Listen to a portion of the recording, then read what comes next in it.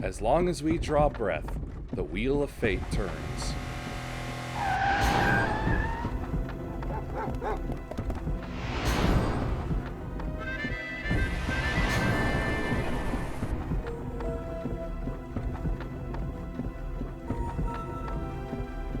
Spinning big crimes and little crimes together. And when the wheel stops,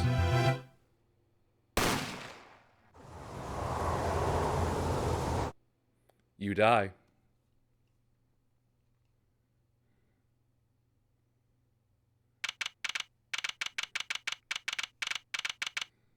Wait for the ad break.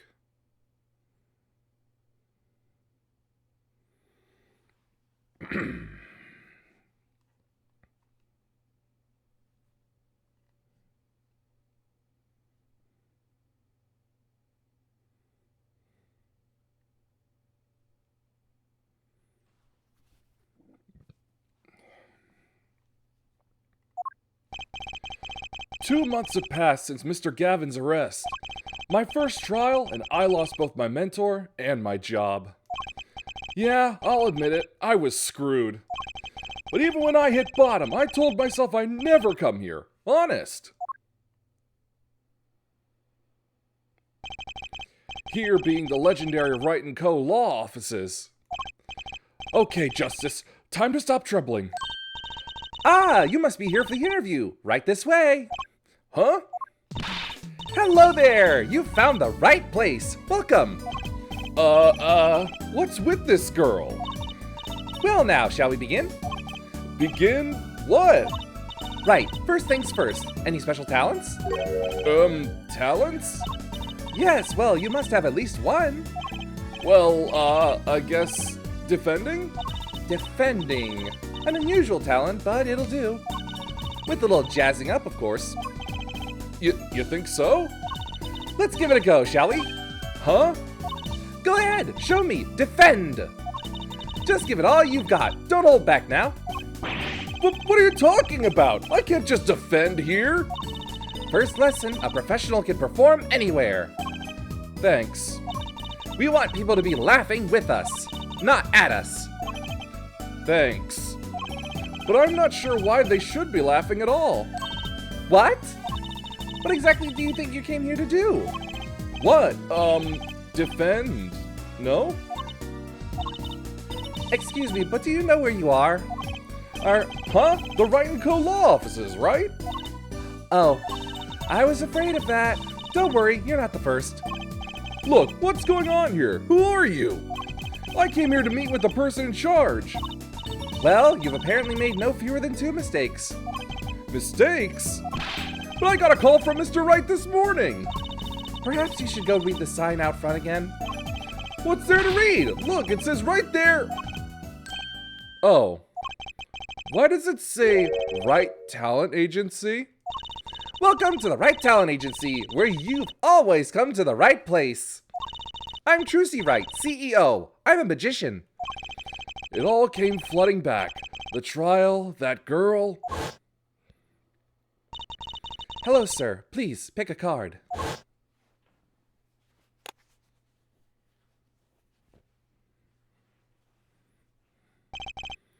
That's right. She's my daughter. Trucy Wright. Here, check out our flyer. So, what's your name? Apollo Justice, attorney at law. So, is there really a talent agency? You bet. Daddy started it 7 years ago when he quit law. Of course, we only have 2 people signed up right now. 2 people? Does that include you? Trucy Wright, magician extraordinaire. I've done a lot of stage shows, paid too. I am a professional, you know. Right. Promise you'll come to one of my shows, okay? Let's see. Oh, and the other person our agency represents is Phoenix Wright, pianist extraordinaire. Your dad, in other words. Didn't he say he couldn't play the piano? Our agency doesn't see that as a problem. Why, there are many magicians who can't do magic. At least you're optimistic, I'll give you that. So you're his, you're Phoenix Wright's daughter? That's right. After Daddy quit law 7 years ago, I promised I would keep him fed. So I'm kind of his sugar daddy. Get it? No. I'm in charge of this whole office, too. Pretty amazing for a young lass of 15, wouldn't you agree? 15? How old is Mr. Wright? Daddy? Oh, he's 33 this year. I'm sure there's a good explanation, I hope. About Mr. Wright giving up law. It was because of that incident 7 years ago, wasn't it? Eh? You know about that? Not the details. I remember the news, though. It was a big deal. So I hear. I was too young to understand what was going on. I'll ask Daddy about it next time I get a chance. Daddy, right. That reminds me, about Mr. Wright. He gave me a call this morning to come in. Daddy's not here right now. He's in the hospital. The hospital? Yeah, he's on strict bed rest until he gets better. What? Okay. Which hospital is Mr. Wright in? I'll pay him a visit. Oh, the Hickfield Clinic. It's quite close. Right. Well, I'll be going now, and I'll, give this showbiz gig some thought, okay? Wait, I'll go with you.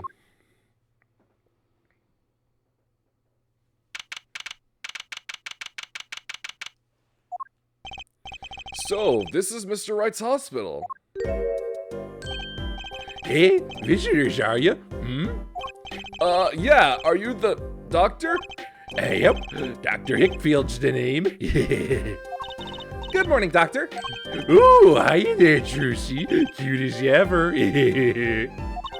Is this Daddy's room? Oh, yeah, except he's gone for a morning checkup. Be back soon. How are you, Miss Trucy?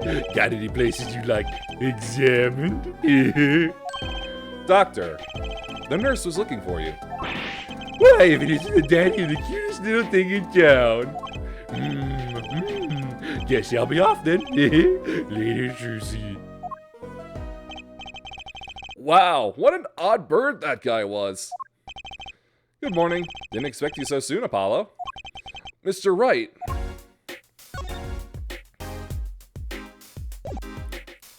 This is kind of the music and the posture I want to give people whenever they talk to me.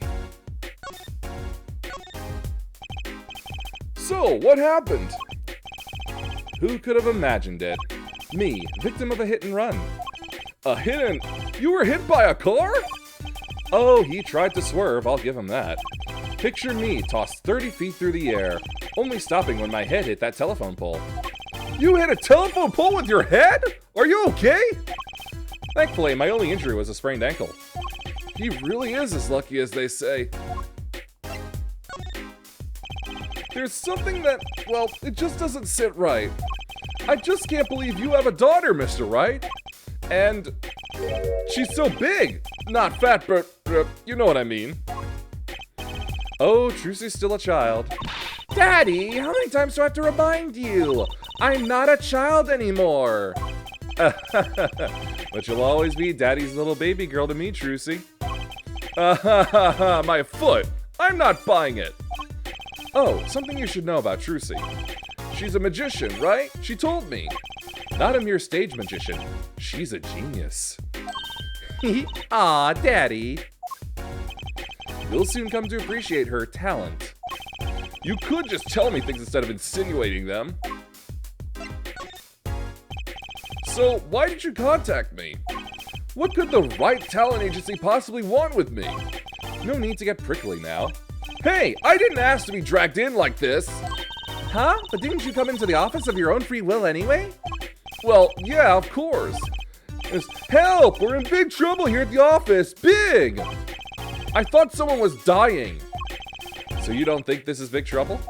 My talent agency represents only 2 people, and one of them is in the hospital. That's right, Daddy. How are we going to pay this month's rent and the groceries? Yeah, that's the problem with such a tight operation. It's a symbiotic relationship. When one of us falls, the other 2 must fall. Hey, this isn't exactly a suitable conversation to be having with a 15-year-old kid. In any case, if Apollo here can't help you, you'll have to transfer to a new school. Again. No, I can't. I only just made friends. How could you do this to me? To us! Polly! Huh? What? Now it's my fault? On that note, how about you come work for us? I've got the perfect client for you already lined up. A client? You mean I get to do my job? I get to defend in court? Alright, I'll hear what you have to say.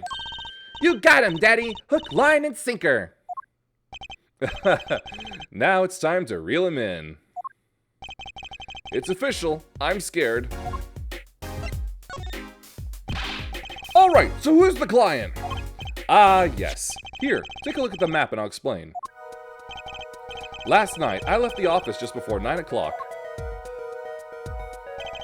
I was going to that Indochine pasta joint, Al Dente's.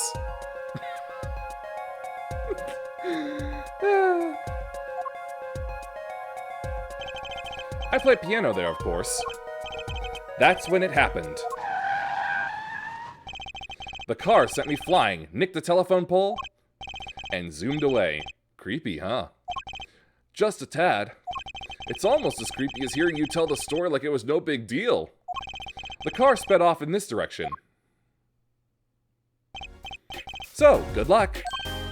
Huh? You wanted a client, didn't you? Well, I'm your client. Find the guy who knocked me into that telephone pole. Whoa, hold on! I'm a defense attorney, not a detective! Don't worry. Once you found the guy, I intend to sue him. Then you can stick it to him in court. I'm not a prosecutor either! I'm sorry, but this is crazy. I'm going home. Don't get so worked up. It was just a joke. Huh? Oh, Daddy. Sorry, Apollo. He just loves jokes, you know. Even the ones that aren't very funny. Your real client should be stopping by the office anytime now. The office? You mean the talent agency? No harm in going. It's not like I have anything else to do. One more thing. Do look into my accident too, would you? I marked the scene of the tragedy on this map. It's right in front of this park. Should be easy to find. So, he's going to make me investigate this after all.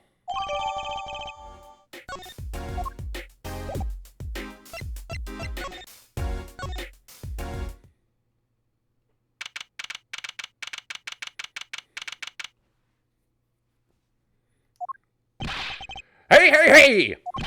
How long you planning on making me wait, eh? Good morning.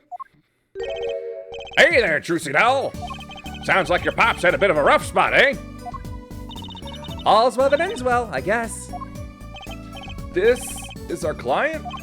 Hey, so this is that Apollo fellow, eh? Yes? The name's Apollo.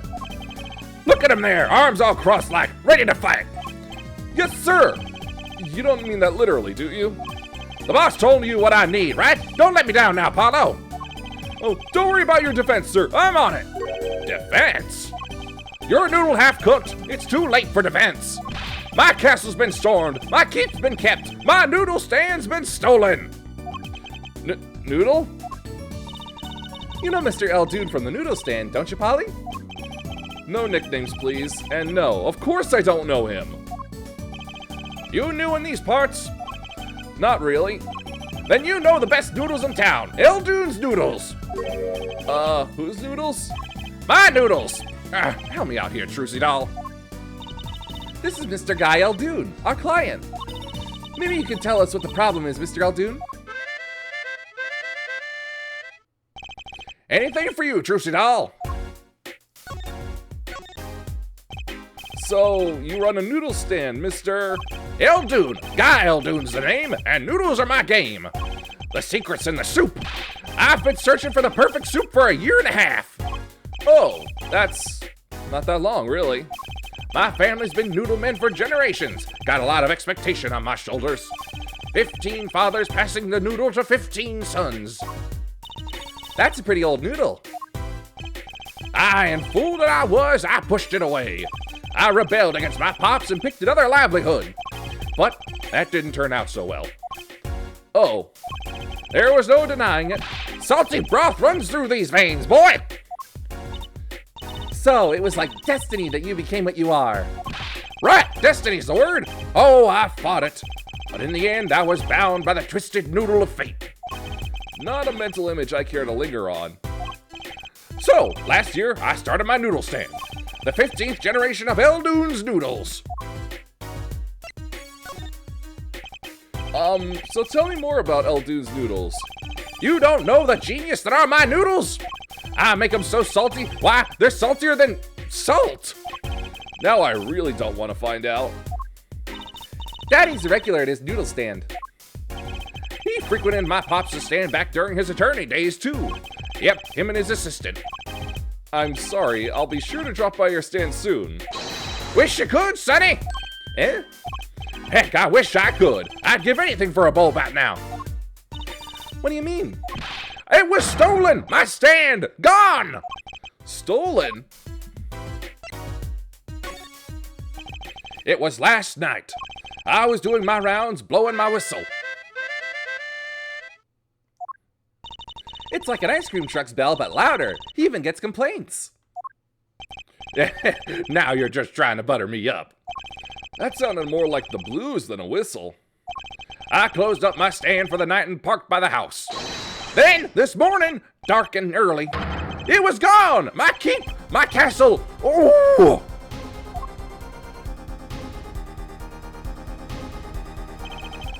Maybe some bum carted it off? Just guessing here. Well, I don't care who did it. Without that stand, I'm finished. All my noodle bowls were in there, too. That's the saddest thing I've heard all day. You know it. Anyhow, that's the deal. Good luck. Good, huh? Wait, what exactly is your request? My noodle stand. Find it. And the day you bring my baby back is the day you feast on as many noodles as you want. Of course, I make it so hot and salty, 2 bowls would kill a man. Then I'd really need defense. Speaking of defense, that's what I do. I'm a lawyer, not a detective. This is where I live. You drop by if you need any info, okay?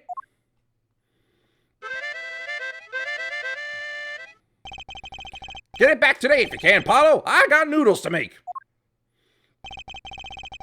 Things have certainly taken a turn for the bizarre. Traffic accidents and noodle stand thieves. Actually, there was something I wanted to ask you about too, Apollo. Huh? I have a bad feeling about this. Listen to the lady's problem now. Don't be cruel. I lost something last night. That is, something was stolen. Hey, what's this? More thieving and skullduggery? Well, someone stole a pair of my panties. Panties? So they were, stolen. Your, My panties, yes. Right. Panties. That's a crying shame, that is, Trucy doll. I was alone in the office last night. I had hung my panties out the window there to dry. When a thief came and took them, my favorite panties. I ran after him. Give those back, I shouted. Wait! Well, that was certainly brave of you. But I lost him. Without those panties, I don't know what I'll do. A darn crying shame, yep. Well, at least the scene of the crime is convenient. I'll mark it on your map. I'll be heading home now. Remember, find my stand or there's an empty bowl in your future, Apollo. Right. And you help out Trucy doll here too, you hear? Things have certainly picked up, haven't they? We had no work yesterday, and now we have 3 cases. I guess. Let's see where we stand. Not in a courtroom, that's where. Well, the first item on our list. Phoenix Wright, Daddy's hit-and-run accident. We have to find the one who hit him. Who's going to pay us for this again? And the second item, Mr. Eldoon's request to find his stolen stand. For which we stand to gain a bowl of salty noodles. And the last request is mine, to find my stolen panties.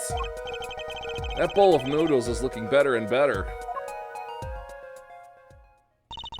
Let's go, Polly, to the streets. Aren't you enthusiastic? How can I not be? Let's crack these cases, you and me. Guess we might as well get started. let's see, a hit and run, a stolen stand, and last but not least, stolen panties.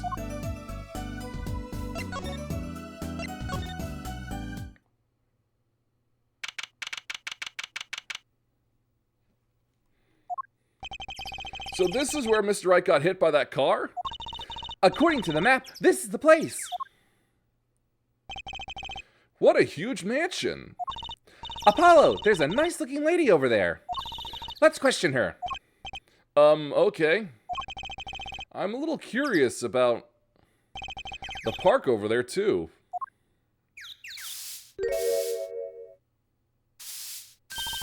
Excuse me, can we have a few words with you?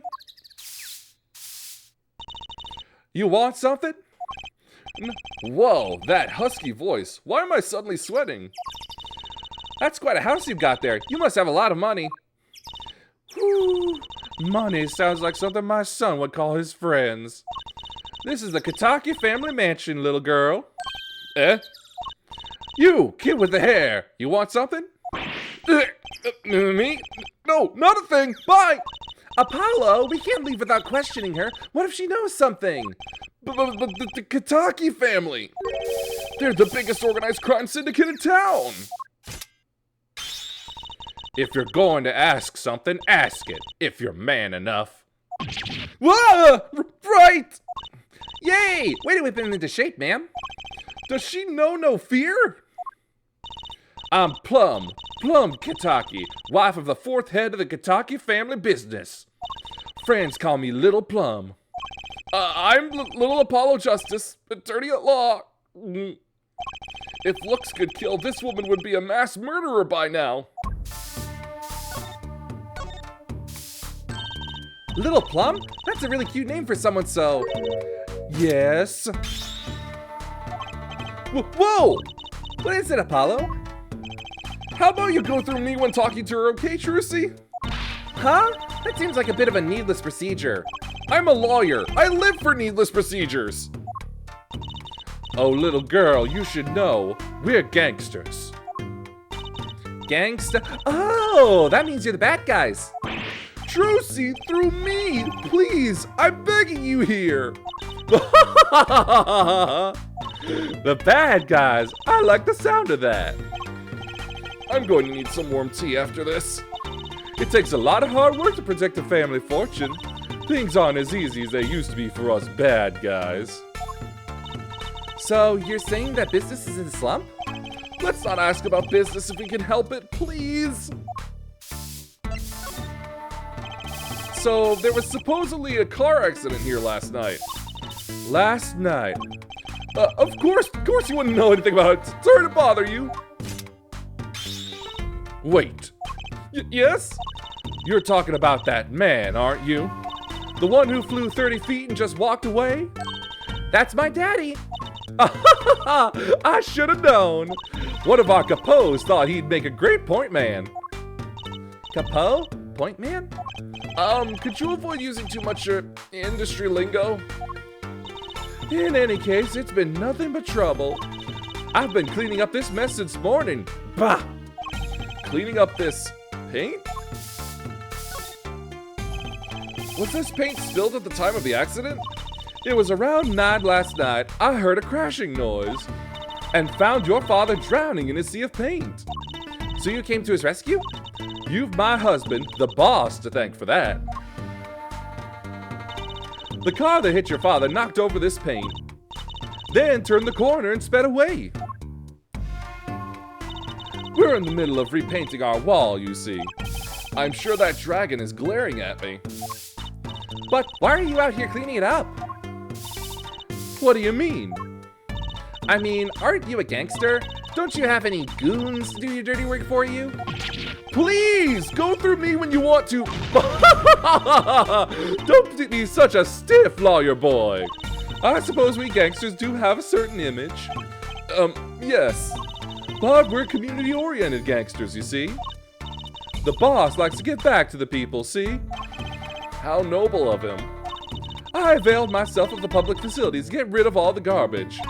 Now there's just the paint on the street to deal with. Public facilities? I wonder if she means that trash can.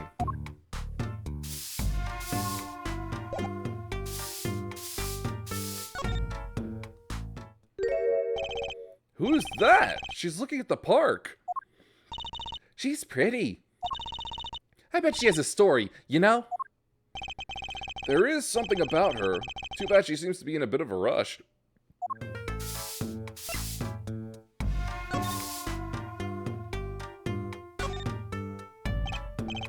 Looks like there's some trouble by the park gate. I smell an incident. Ma'am, there's no entry to the park.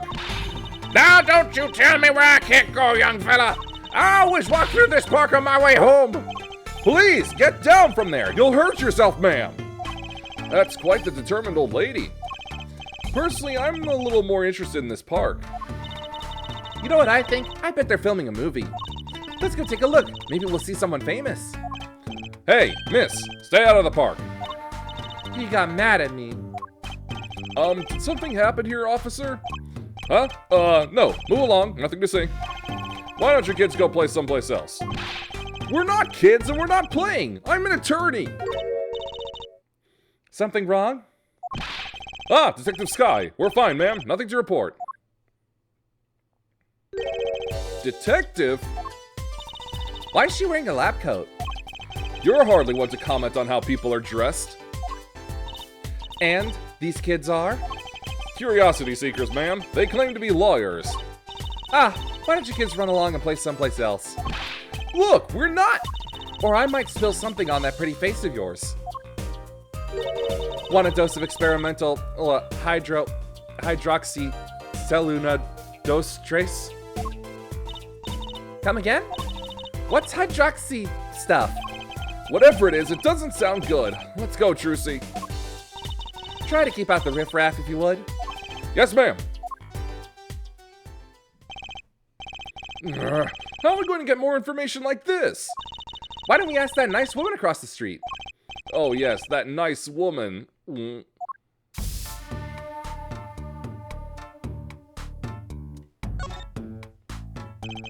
There's a big trash can on the way into the park. I guess we could check it out. A detective's life sure is a hard one. I'm an attorney, actually. Huh? 2 pieces of garbage with paint on them.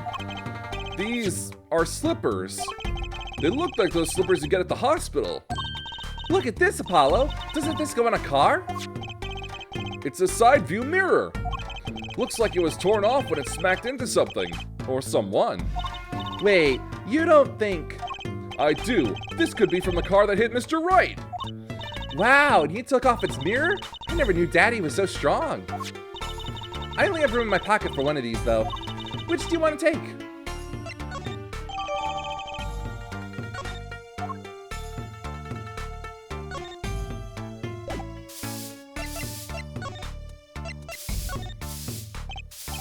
Can I ask you a question?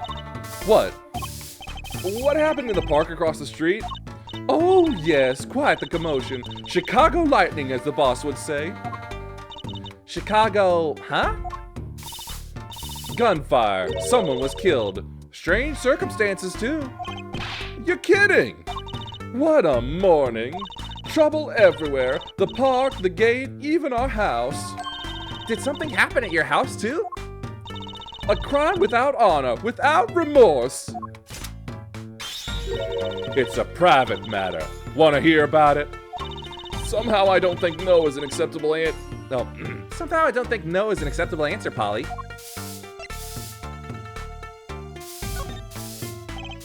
So, what happened at your house? Bloomers, last night. I got a bad feeling about this. Me, Little Plum Kataki, the victim of a panty snatcher. What? So it wasn't just my panties that were stolen? Got you too, did they? Poor thing. Like I said, whoever did this is a hardened criminal. It wasn't you, was it? No, of course not. Mercy! I've heard word that panties have been disappearing lately. And the missing panties all have something in common. It's hard to imagine Trucy's and Mrs. Kataki's panties having much in common. I just imagine Mrs. Kataki's panties. Oh. I know. We'll find your bloomers too. Great! Show me what you're made of. What have you gotten me into this time, Trucy? That girl from before. Oh, welcome home, sweetie. Hello, Mother. She's a Kataki too? Miss? Here, our flyer. The Wrights Anything Agency? Anything agency? Yeah, do you like the new flyer? So, this is our defense attorney, Mr. Apollo Justice. Attorney? Drop by our office. We'll be waiting. Goodbye. Why did you give her our flyer? I don't know. She seems like she could use some help. She's the heiress to a gangster dynasty. She doesn't need our help. I wouldn't be so sure.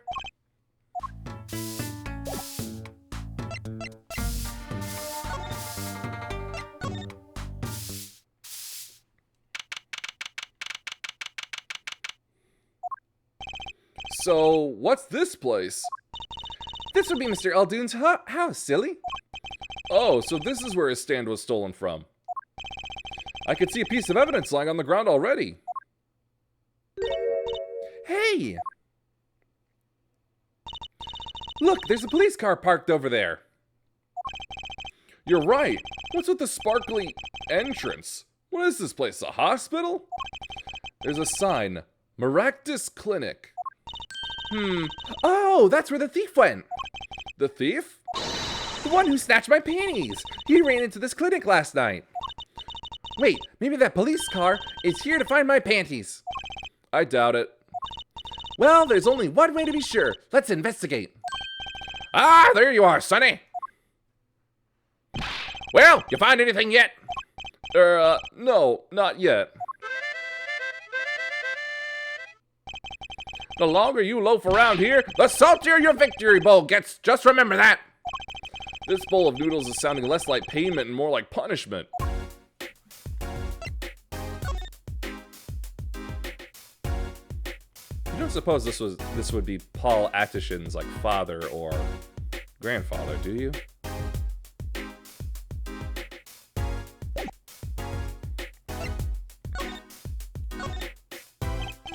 So, your stand, Eldoon's Noodles, was it?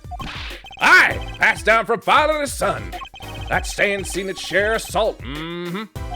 Salt runs in the family, you might say. I bet high blood pressure does too. So, your stand, Eldoon's Noodles, was stolen? Oh, it wasn't just the stand that was stolen, sonny boy. I lost those wobbly wheels, my salt-crusted stew pot, my stained sign. I didn't just lose a stand, I lost a legend. No one steals a legend and gets away with it on my watch. Let's find that legend, Apollo.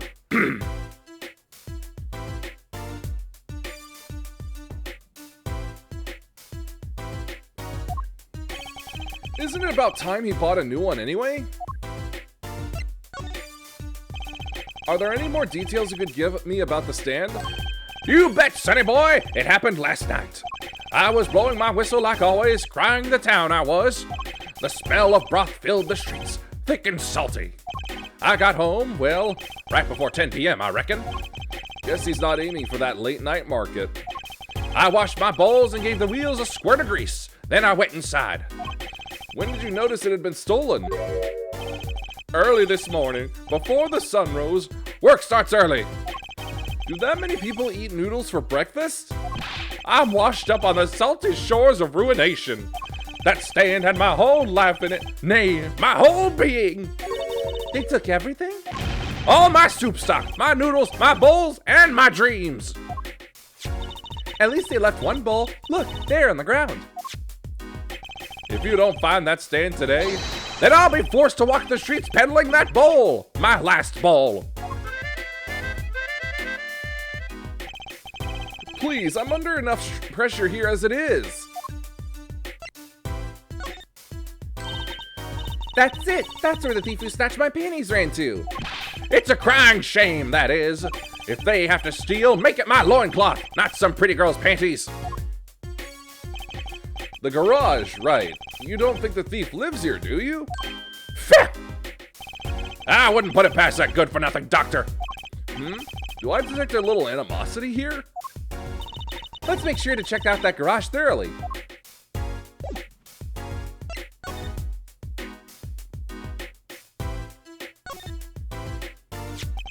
Is this yours, Mr. Eldoon? Hey, that there's the heart and soul of Eldoon's noodles. The bowl absorbs my salty soup. Pretty soon, it's gonna taste just like noodles. Wow, it does smell like noodles. All my other bowls got taken away with my stand. Get it back for me, sonny boy. I'm begging you.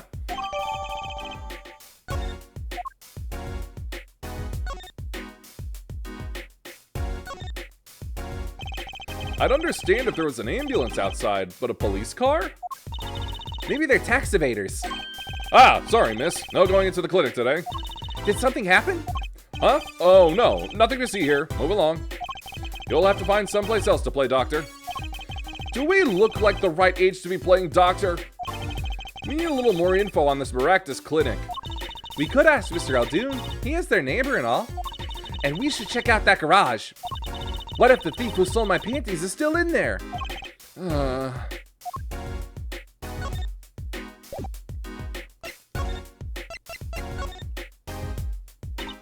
Hey, do you think something happened next door? There's a police car out front. Phew! Probably gave someone food poisoning, I'll bet. If anyone's at risk of giving someone food poisoning. That police car got here this morning, actually. I asked what they were up to, but they wouldn't even tell me. The neighbor. Phew! Not that I was surprised much. That doctor works for the wrong crowd. It was just a matter of time before he got what was coming to him. Phew! The wrong crowd? Never you mind about that.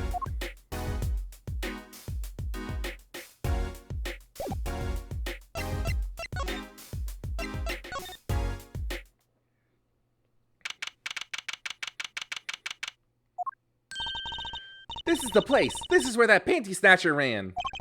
Are you sure? Maybe. Let's look for clues. Clues to a panty snatching. Clues like a pair of panties. Trucy, could you try not saying panties so many times?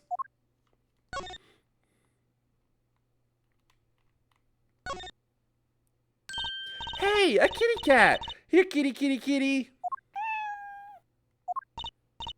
It's not coming down. We do look kind of suspicious, you have to admit. It's okay, kitty cat. His hair won't hurt you. It's okay, kitty cat. She won't make you disappear in her hat.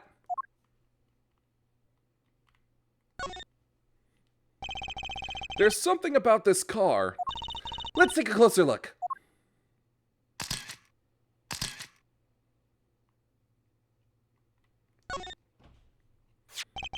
Look, a cell phone.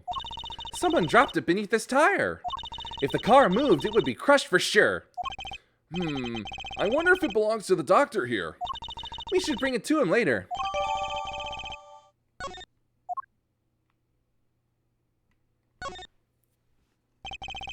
That reminds me. I once read a record of a case that Mr. Wright worked on many years ago. Apparently, there was this car with a piece of cloth shoved into the tailpipe. That piece of cloth turned out to be a vital clue to solving the case. Wow! I remember that case record whenever I'm checking out a car. And I always check the tailpipe. Everyone's gotta have a hobby, I guess. Wouldn't it be funny if... Hey! There's something in there! What? Wait a second. Are these your... Ah! My panties! What? Already? Wow, thank you, Apollo. You're a genius. Amazing. No, really. Don't mention it. No, I'm serious. I'm really impressed. You must have a nose for finding girls' panties. What are those? My little panties, of course. They've come home to Mama. I can't wait to use them. You're going to put them on? Now? Watch closely now. See? Nothing in the panties. Ta-da! Whoa! Where'd that come from? How did that bull get in your panties? My panties are an extra dimensional space. Anything can fit in there. They're my magic panties. It's one of my best tricks. Magic panties? They love them over at the Wonder Bar. I do shows there nightly. You mean those panties are a prop? You could have told me a little sooner! Well, that's one case closed at least. What are you saying?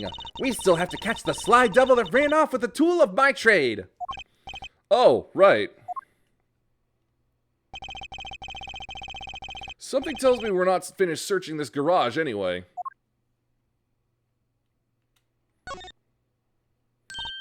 Hey, look at that! The mirror's been broken off. Now this is a clue. What? You're smiling like you know something I don't. You aren't keeping a clue from me, are you, Polly? A clue? Let's see. I think I do have just the clue you've got in mind. Take that! My clue is this! Whoa! It's the same color and size and everything. A perfect match. I guess we could check it out. Two pieces of garbage with paint on them. Look at this, Apollo. Doesn't this go on a car? It's a side view mirror.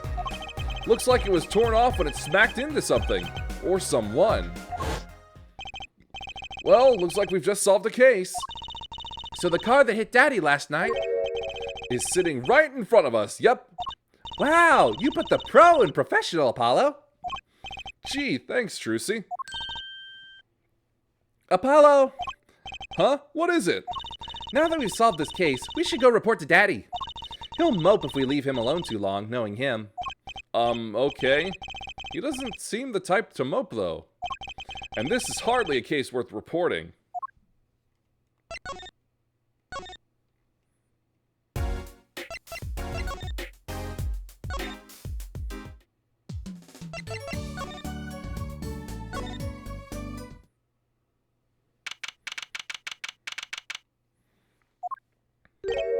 Yo, how goes it?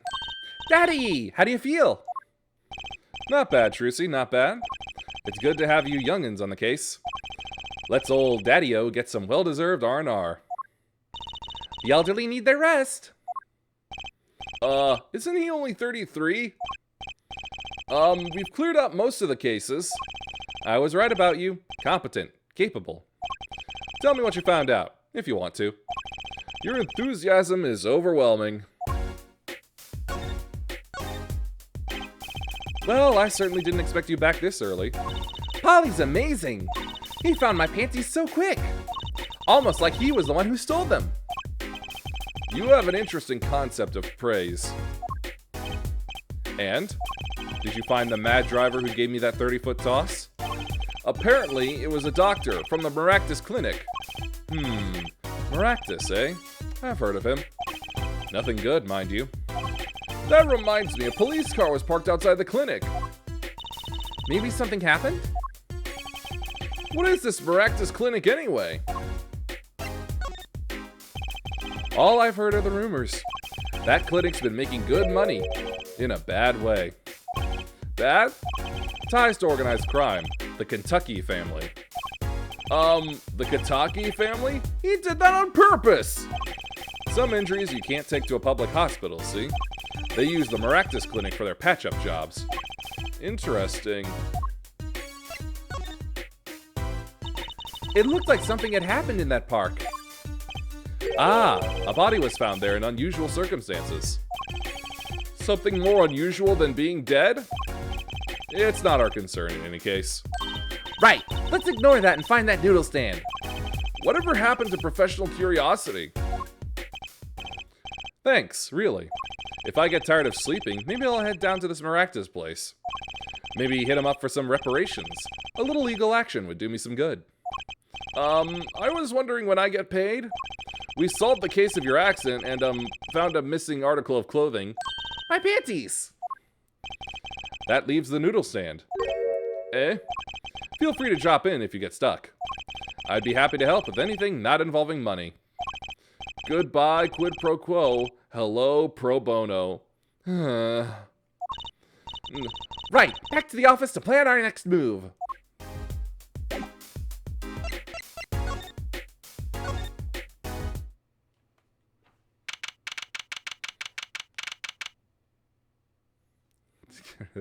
Handshake. Yes, she said panties. Panties.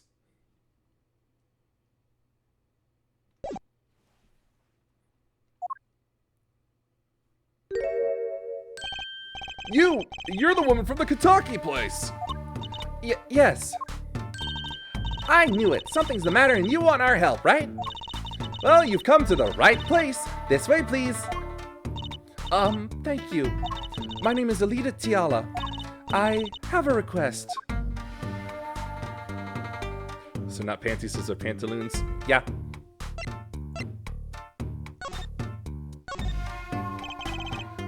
Your request. Let me guess. Something's been stolen? Your flyer. It says now defending, so I thought. What? You mean you want me to defend you? Me? Maybe you can tell us what happened? Were you hit by a car? Did someone steal your stand? Or your panties? No. I'm not the client, actually. The client would be my fiancé, I suppose you'd call him. Fiancé? What happened to him then? He was arrested this morning. The charge was murder.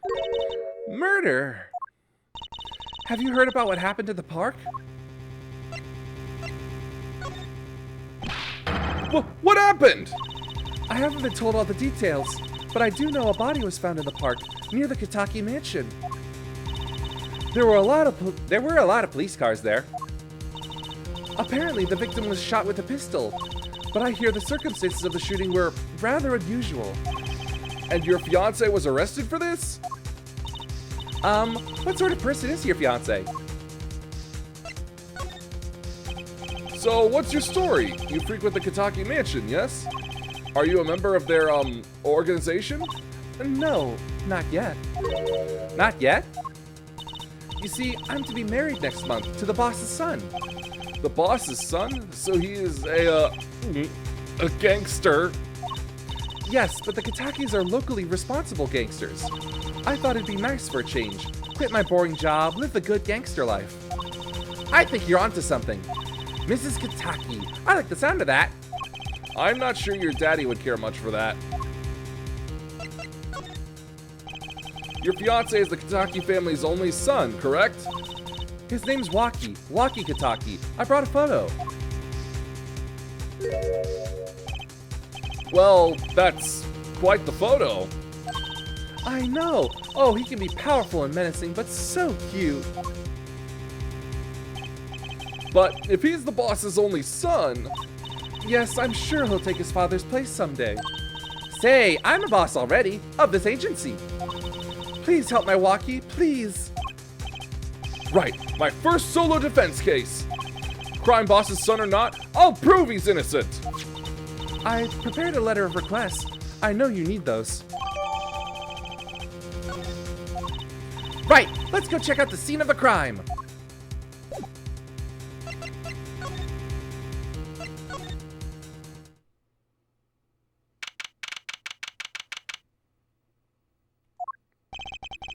So this is it, my first murder crime scene. Ah, it's you kids again. Look, can't you find some other place to play? We're not playing. We're, investigating. Aren't we, Apollo? Sir, I have a letter of request here. Letter of, huh? Why does it say hit request on it? Miss Tiala must have used the Kentucky stationery. See, excuse me, coming through. Ah, it's you, Mr. Gavin. Who's this guy? I must say, I'm used to being inspected by the ladies, but this is the first time I felt this way with a man. Mr. Gavin? Ah, Fraulein. What is a sweet morsel like you doing in such a dismal place? Can I help? Yes, the policeman officer fellow here won't let us in. We even have a letter of request. You must be exhausted standing out here. I will take you to the scene of the crime. Ooh, really? By your leave, officer. Yes, sir. Of course, sir. Aha, very well. This way, Fraulein. Whee!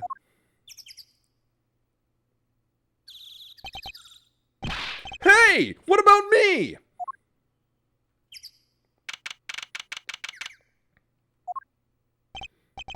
On that note, enjoy your investigation. Thank you. Will we see you again?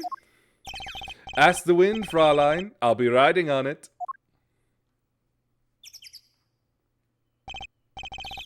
Who was that?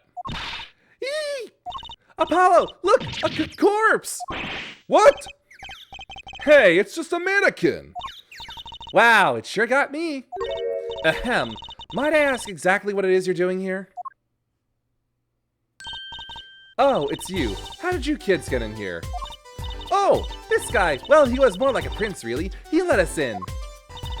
Him again. That glimmerous fop, always getting in my way. Anyway, this scene is off limits. Excuse me? We have a letter of request. One moment. Why is she holding that big magnifying glass?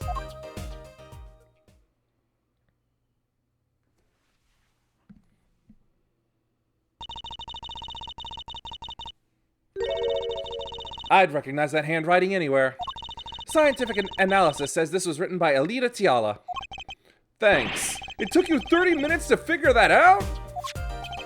So, what's up with the mannequin there? It's taking the place of the body, preserving the scene of the crime as it was found. The body was pulling the stand? So, you're a defense attorney, are you? Detective Emma Skye, I'm in charge of this crime scene. She doesn't seem that happy about it. She doesn't seem that happy about many things. I trust you know how to stay out of the way. I always carry 2 pairs of handcuffs, just in case.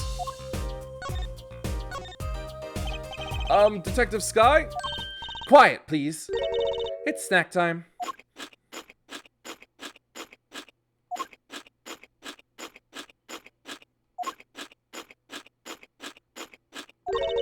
We're not making much progress here. She must not be very busy. I never seem to get a lucky break. Back after 9 years and they won't give me the position I requested. And then I hear he gave up the defense attorney life. He? Who's he? An ex-defense attorney? Detective Skye? Right.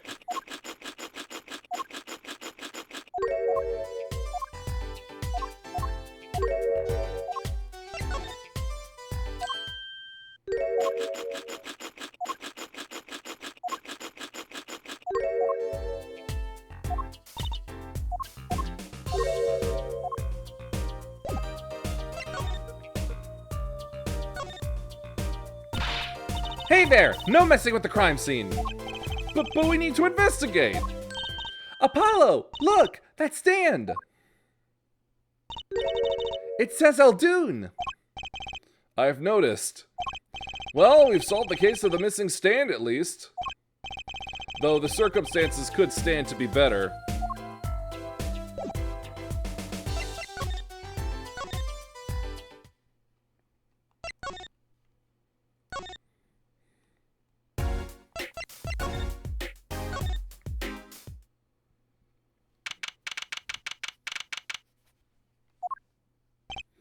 Ah, you're back. Run into some problems? Oh, Polly, didn't you want to tell Daddy something? Who? Me? No, I'm fine. Really. What's this? So there is a problem? No, no problem. Actually, I got a defense request. A defense request? That is a problem. Huh? I've given up the court. I'm not a lawyer anymore. The request was for me! Oh, right. You're a lawyer, aren't you? He's doing that on purpose. I know it! So, what about this defense request? It's related to the murder in People Park, actually. Guess what? We found Mr. Eldoon's noodle stand at the scene of the crime.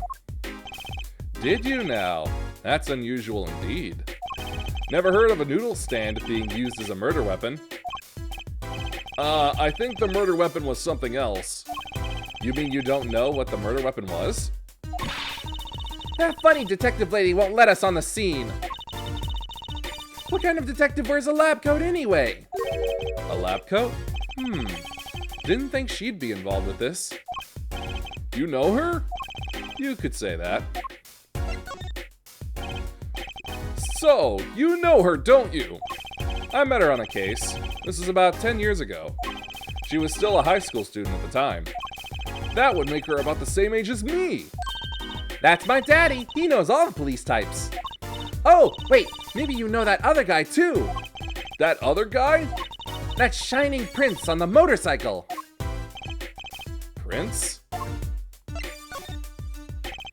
Apollo, tell me about this Prince of Trucy's. Indulge a concerned father. He was at the crime scene. He looked just like Mr. Gavin. Did he now? You know him? My guess is he's Christoph Gavin's younger brother. His brother? We're acquaintances after a fashion. Clavier Gavin, rock and roll god incarnate. Clavier, what a lovely name. He's so dreamy. I didn't know Mr. Gavin had a brother. And what was he doing out there? I have a feeling you'll be crossing paths again soon. Now, what was the problem again? Having trouble investigating the crime scene in the park?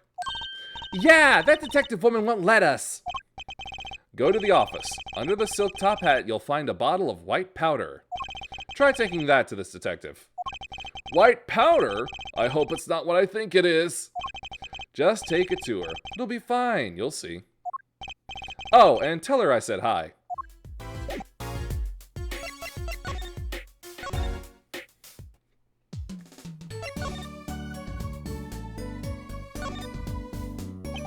So this must be the silk top hat Mr. Wright mentioned. Let's take a closer look. Huh? Whoa! You know what this is, Trucy? I remember finding some in Daddy's dresser when I was little. I thought it was sugar, so I licked it. He got mad at me. This is getting more and more suspicious. Let's go talk to that detective. She's sure to know what that white powder is.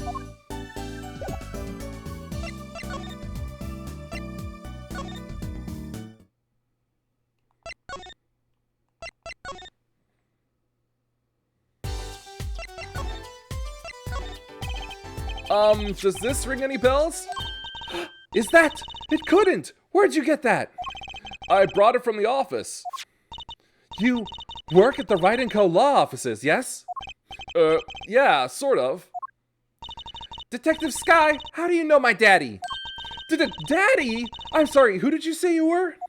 Trucy Wright, Phoenix Wright's daughter. What? Mr. Wright has a daughter? You seem shocked. Well, if you're Mr. Wright's daughter and you're his apprentice, then I'm available to help you in any way I can.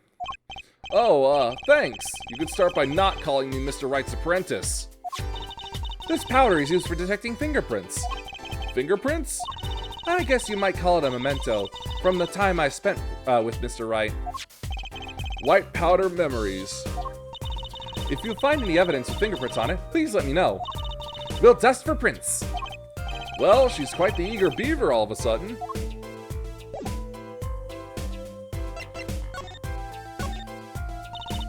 The report came in late last night. The body was found much as you see it now. Except it was a real body. But why? Why was the body pulling a noodle stand? If I knew the answer to that, I wouldn't still be here. Well, what was the cause of death? A bullet wound to the temple. He was shot by a pistol. A pistol? Not the easiest thing to come by in this day and age. Unless you're a cop or a gangster. Incidentally, the victim's name was Pal Maractus. I just received the autopsy report, in fact. I mean, really, what's up with this case? It's enough to make me want to run off, pulling a mysterious noodle stand behind me. Not so mysterious, actually. We should tell her, Apollo. After all, we know where the stand came from. A likely story. I didn't come here to play games, you know. Actually, we do know where the noodle stand came from. The noodle stand's owner is... Take that! Who's the old guy?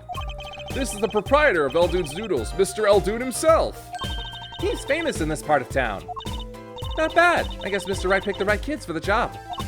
That saved me a lot of work. Thanks. What sort of person was the victim anyway? You mean, what did he do? He was a doctor. A doctor? I'm starting to see a connection here. Could you tell us a bit more about the victim? Well, let's see. Apparently he's a physician at a clinic in the area.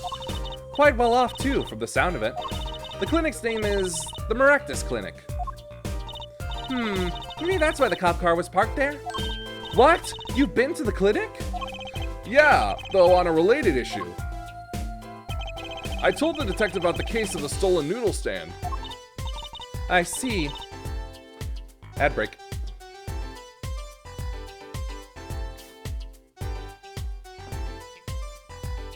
There we go, chat is back.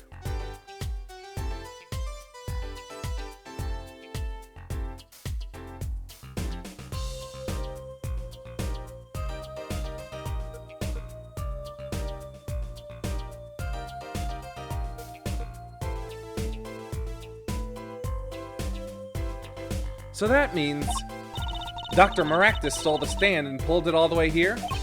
That would seem to be the case. But why? Don't ask me. Who? Me? I'm just a supervisor for this crime scene. Detective Sky. I was out of the country for a while. I came back to be a forensic scientist. Ooh, were you studying abroad? Something like that. I was studying in Europe. Forensic sciences, mind you. But when I got back here, they threw me in criminal affairs, just like that. Why didn't you just become a forensic expert in Europe? Well, I suppose that was an option, but I had a lot of favors to repay to people back here. Favors? Wasn't she in high school when she left? What? What's that look for? I was involved in an incident before I left. But Mr. Wright and his people helped me out. I owed them. Really? I had no idea. If she's been out of the country for a while, she probably doesn't know about Mr. Wright's current, state of affairs. Could you tell us a bit about the defendant? He's the only son of the Kitaki family, yes? Waki Kitaki. I don't know if he is the boss's son, but he's certainly throwing his weight around. Violently, in the detention center. I see. Why was he arrested in the first place? You are a defense attorney, aren't you? You're not his by any chance? Actually, yes I am. Well, we have a witness to the moment of the crime. Eh? The witness called the police. They'll be testifying during the trial tomorrow. What?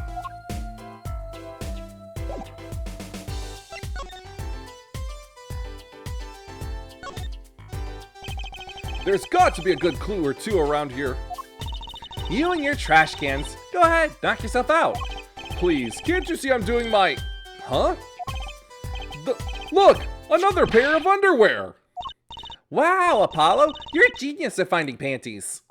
Stop saying that! Wait, these aren't... They're not mine. Could these have been stolen too?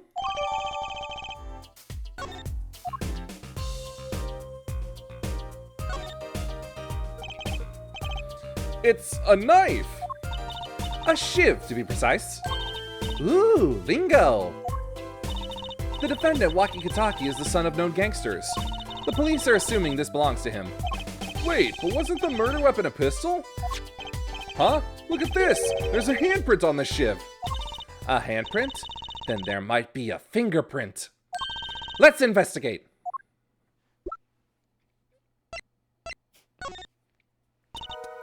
Right, first choose the fingerprint you want to examine. Choose a fingerprint? Look closely at the handle. See, there's more than one fingerprint there. Those black spots? That's right, pick the one you want to analyze.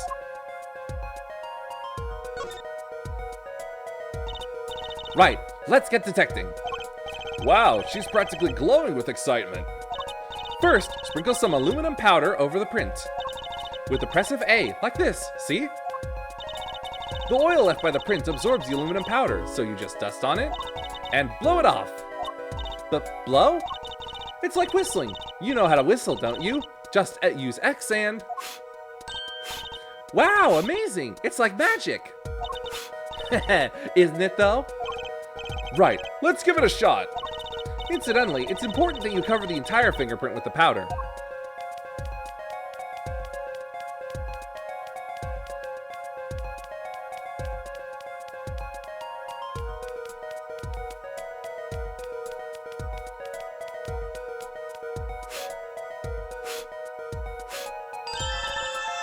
Good.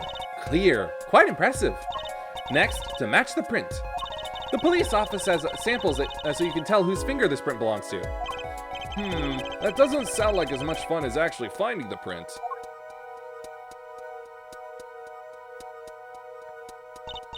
Okay, pick the person whose print you think this is.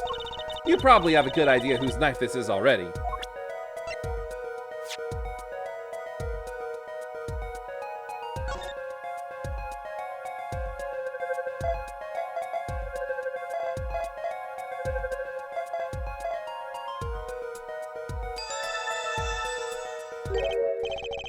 So, the fingerprints do belong to the defendant.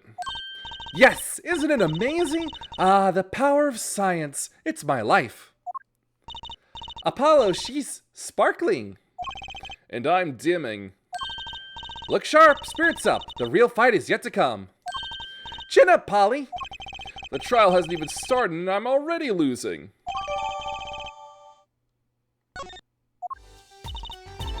So, have you met the defendant?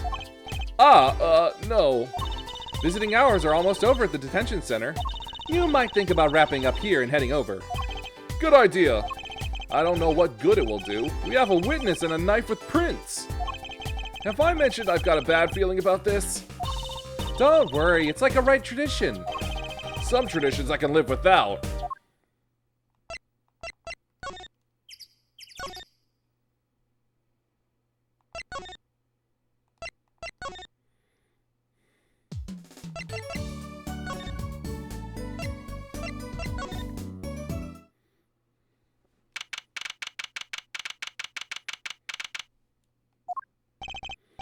I'm sorry, meeting hours for the days are all done. But we still have 3 minutes! I'll put in your request, but don't expect anything. The father's talking in the private room with him. The father? You mean like a priest? I mean the suspect's father, Mr. Winfred Big Win Skataki himself. Not someone I care to meet. Die, you! You're the one on your way out, old... Ah, they're here. Whoa! This guy radiates power! Power with a cute apron? You Walkie's lawyer? Yes, sir! Well, I'm Big One Skataki, 4th head of the Skataki family. Capiche? Actually, I came to speak to your son. Mr. Justice, Yes!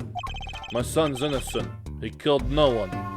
If he were found guilty, it wouldn't be good. Capiche? Yes! I'm all about capiche! Capiche loud and clear! You gotta do more than just understand to make it. You'll learn though, even if the lesson comes at the end of your short life. I don't feel so good.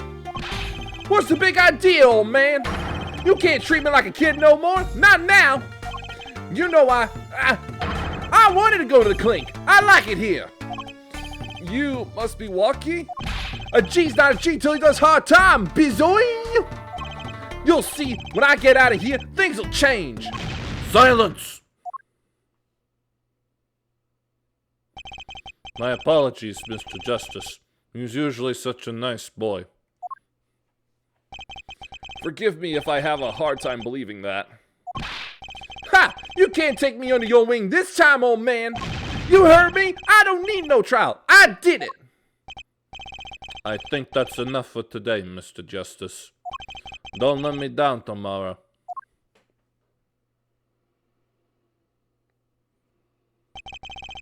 So much for talking to our client.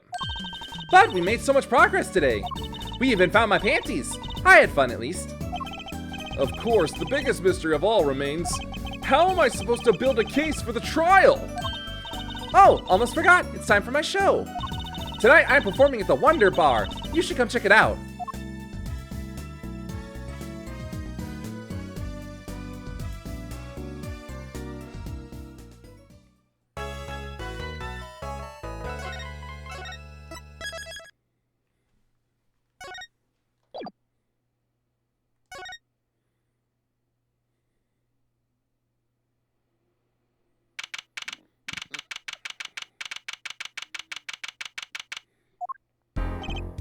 Huh, Mr. Wright's not here today?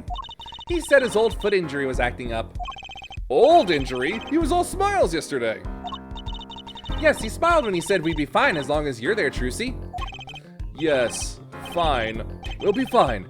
Here comes justice! I started my voice training at 5 this morning. Ooh, do some now. I want to see. Here. Huh? Oh, okay. My name is Apollo Justice, and I'm fine! That sounds more like a self-mantra than voice training. I'm fine, you know what I'm saying? Good morning. Yo, sup? Hit me with the guilty verdict, G. See if I care. You just hang loose and let things go with the flow. You know what I'm saying? Not really. Walkie, don't be running your mouth like that in here. See, that's the difference between me and you, old man. I ain't afraid of no cops. Real G's can't keep it real till they spend some hard time in the pen. You have absolutely no idea what you're talking about. Sounds like they've both been voice training too, Apollo. My worst fears realized. The trial's starting and I still haven't had a real talk with my client.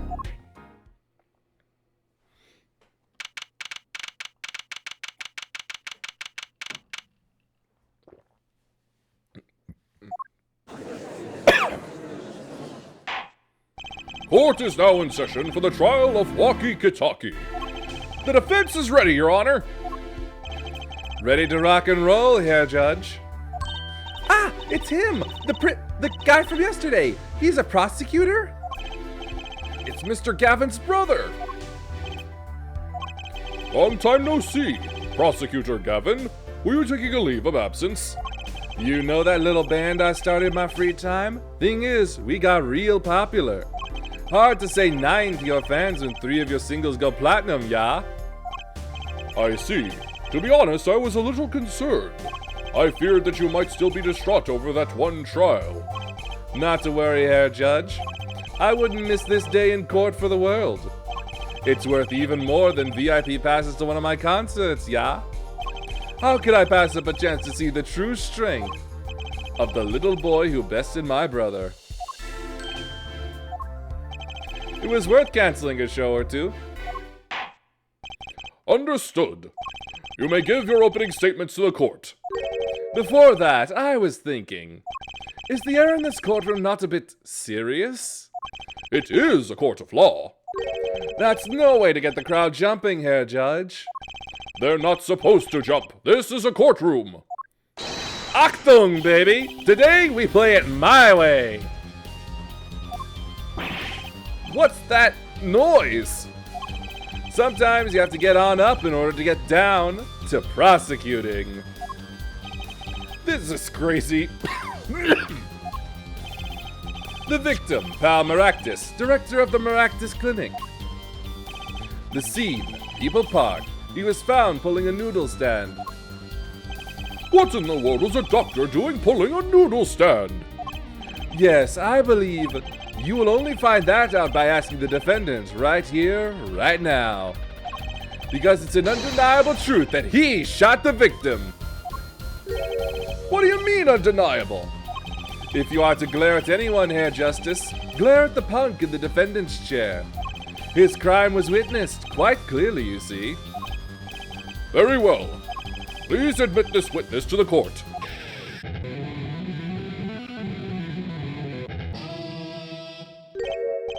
Nine! Not yet. First, there's a little matter to be cleaned up. Could you talk without the accompaniment? I swear I could see the guitar for a second. What is it, Prosecutor Gavin? The motive, Herr Judge. Why did the little punk do it? Why did he kill the director of the Maractus Clinic? Objection! Not so fast! The defendant doesn't have to explain that! Oh, but what if the defendant specifically requests to do so, as he did this morning? I want to give a shout out to all my homies, I believe he said. What? What is right? They always say that on stage you should hit the crowd with speed and ferocity. Sounds like he got you good, huh, Polly? Well, this is highly unusual, but the court will now hear from the defendant concerning his motive in the crime. So, you, son, are the defendant. Walkie, are you? I ain't your son, old man. You step to a Kentucky, you best be prepared to step strong. You step to a public official, you'd best be prepared to step into jail. You got to hand it to him, Walkie sure has guts. It's not his guts I'm worried about. Well then, the court will now hear the testimony on the defendant's motive. From the defendant himself.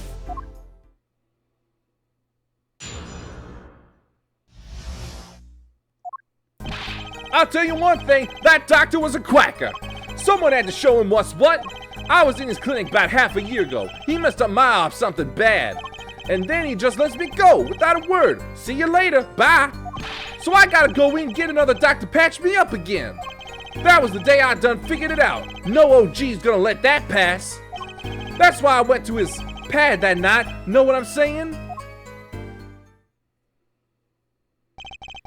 You're saying you were one of the victim's patients? A lot of stuff goes down when you're keeping it real on the street. True that. I tell you one thing, that doc was whack. Very well, the defense may begin the cross-examination. I can't believe this is the first time I'm hearing about all of this.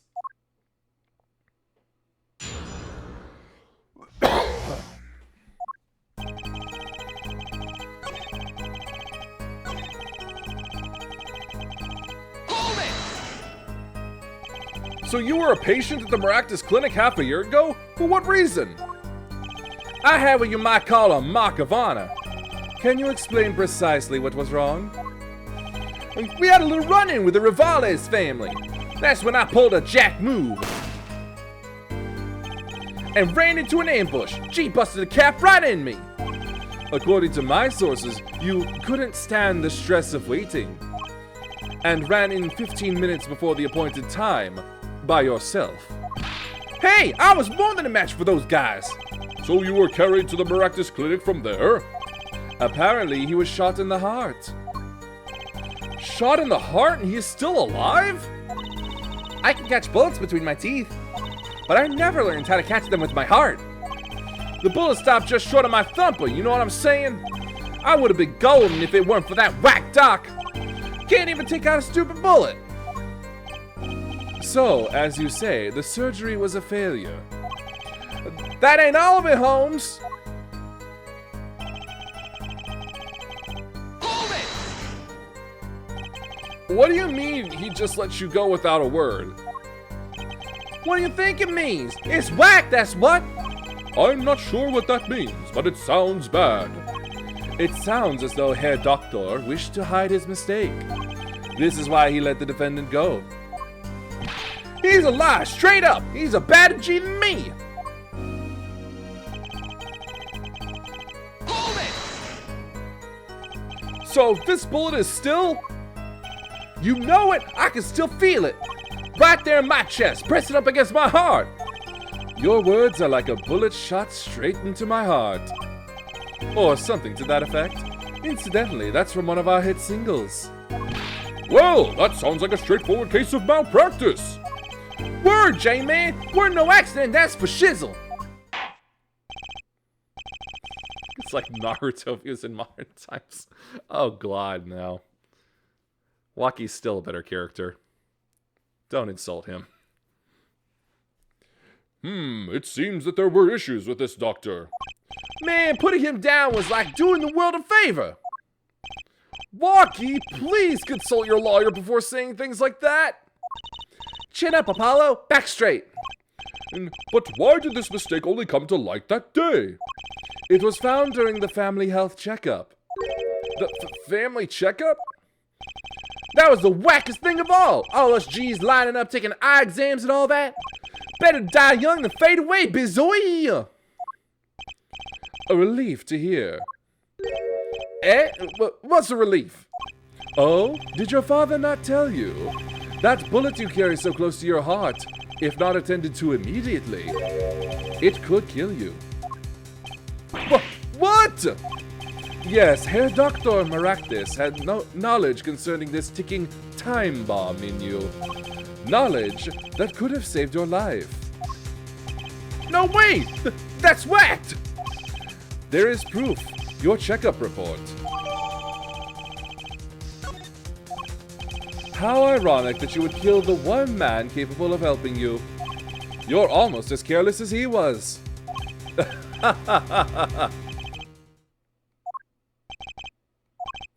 Well, now that the place is hopping, let's get this gig started.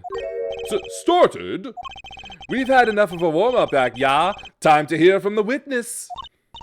Lockie sure is quiet all of a sudden. I'm a little uneasy myself. Is this Gavin's strategy?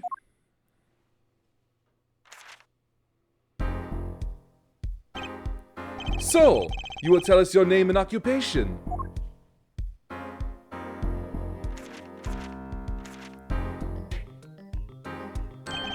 My name is Wesley Stickler.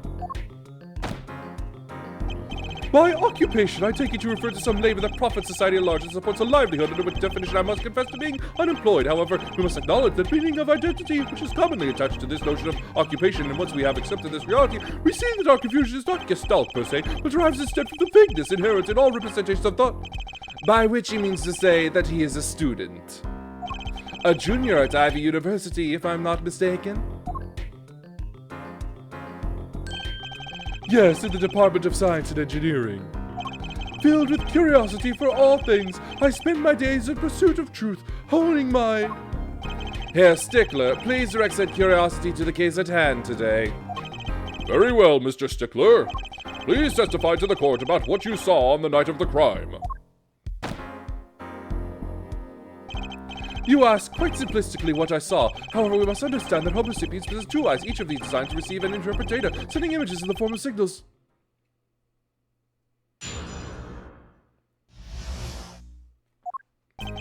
That night, I passed through the park on my way home from shopping when I saw them. One man pulling a stand, another man facing him. I saw them quite clearly. The man facing the victim was the defendant. In his hand he held... yes, a pistol! It was pointed at the man pulling the stand. A shot! The bullet hit the man pulling the stand from the front. Square in the forehead.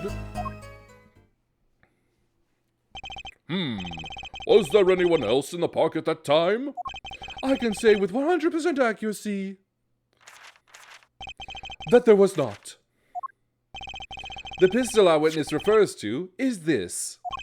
The court accepts this into evidence. Very well, Mr. Justice. You may cross-examine the witness. Yes, Your Honor! Trucy, what are you staring like that? Why are you staring like that at the witness? That man. I can't help but feel I've seen him somewhere before.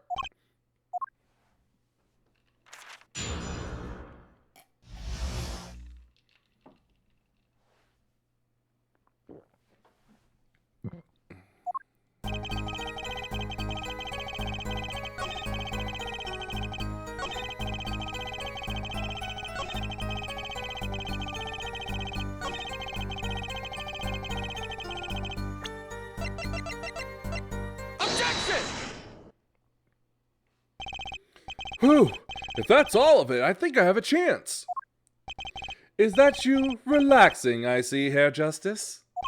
Huh? Oh, Objection! Once is quite enough, Mr. Justice. Apollo, pace yourself. This trial's not over yet. Right. Look at this. The autopsy report? Is there a problem with the autopsy report? Right, a problem.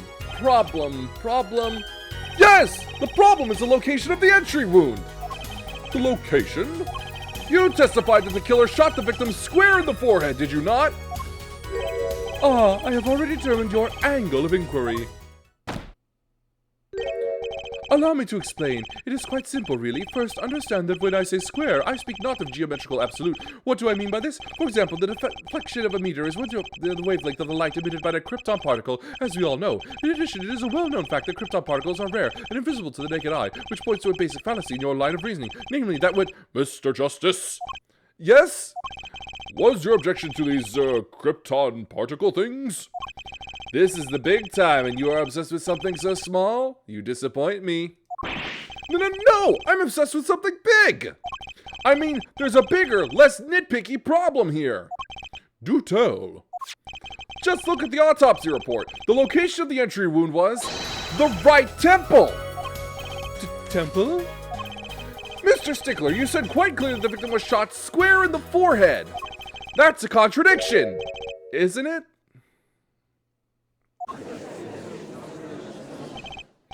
It is, right?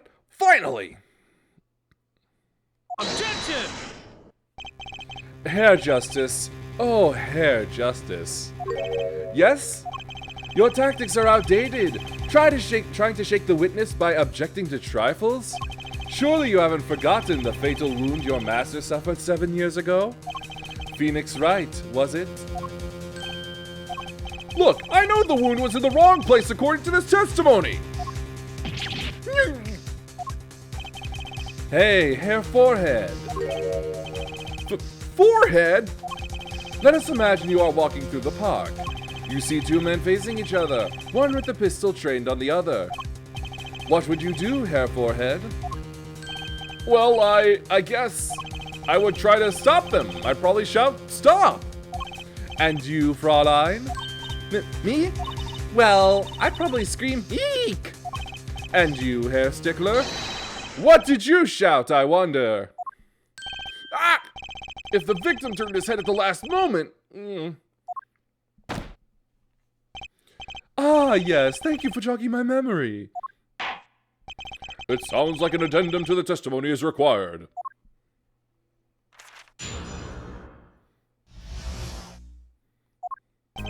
As soon as the killer raised his pistol, I took action. "Cease this at once, you two!" I cried, with composure. The victim turned in the direction of my voice, and a shot rang out. Whereupon our cowardly killer, the defendant, appeared to have become frightened. Tossing the pistol aside, he fled from the scene. I see. So you attempted to stop the crime. Indeed, with composure. Well, maybe the criminal wouldn't have fired if he hadn't shouted like that. That doesn't really matter now, unfortunately. Let us consider this new testimony, shall we? Observe the diagram, if you would. The witness, Mr. Stickler, was it, stood here. He shouted, "Oh, stop, please," or something of this nature. And the victim responded by looking in the witness's direction. If the killer were to have fired at just that moment, as we can see, the bullet would have struck the right temple, as in the report. That does seem to be the case. Witness the power of a junior in Ivy University's Department of Science. Very well, Mr. Justice, you may cross-examine the witness.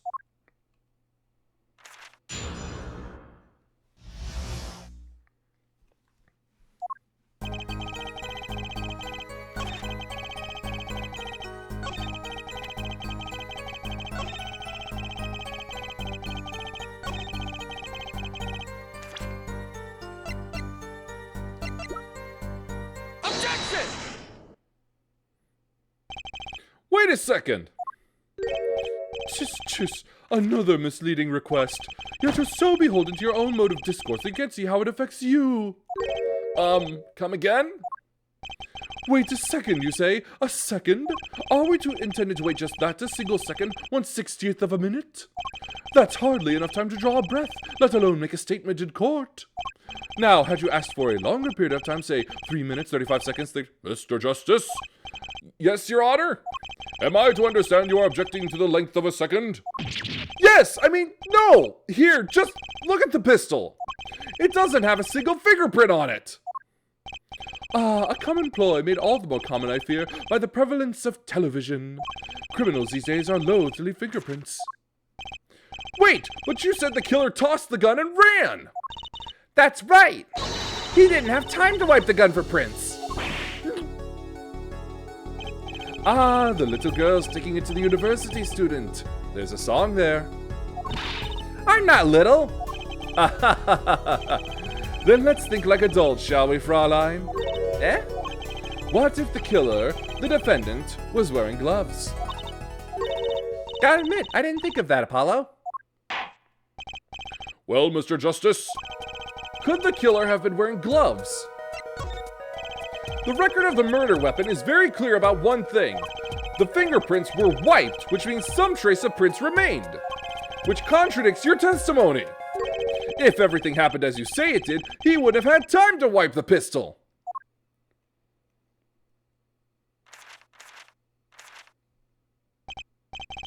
That may be, but it does not change what I saw.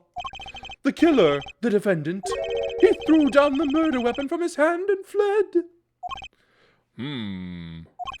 And this pistol was found at the scene of the crime, strongly suggesting that this was the weapon he disposed of. That sounds solid to me. Well, Hair Forehead, any of your precious objections? What gives, Apollo? Let's see that voice training go to work. You know, I've only recently realized something. No matter how much you train your voice, it doesn't matter if you have nothing to say. What do you mean, nothing to say? Isn't it obvious from what the witness just said? Huh? Isn't what obvious? When he restated what he saw just now, he said he saw Waki drop a murderous weapon. But that's not the same as being 100% sure of what Waki threw away. You're right! He's just confused because a pistol was found at the scene. Poor Mr. Stickler. It must be hard to be so perfect and yet so wrong. Well, it can be said that I'm quite offended. While it is indeed true that once in my youth I wrote a love letter in my own blood that was seized by the teacher and posted on the blackboard for all to see, and for this the appellation poor might well be prefixed to my name, yet as for the Ishahen, what we can say for certain is that the witness saw the killer throw something. Does the defense have anything to say about this? Well, if what he threw wasn't a pistol, then it had to be something else. At least one person on the defense team seems to be thinking. I'll wipe that smile off your pretty face, Gavin! Perhaps you can inform the court as to the nature of this something else. What did the killer throw away before fleeing the scene? Take that! Is that a sword? I saw one of those on the late-night movie last night. Great, a sleep-deprived judge. This knife was found at the scene of the crime, with the defendant's prints on it. His prints? This single piece of evidence proves two important things. One, that what the defendant threw down wasn't a pistol. Two, that the defendant wasn't wearing gloves. Indeed. Oh, Hair Forehead. You're forgetting two other things you've just proven. Huh? One, that the man the witness saw was the defendant, Mr. Walkie-Talkie. Two, that the defendant was holding a knife with the intent of harming the victim. Oh! Indeed. Never underestimate a Gavin is the lesson here. This court is of the opinion that our witness is fond of making assumptions. In that light, I believe it would behoove us to hear about what really happened. With less assuming, please.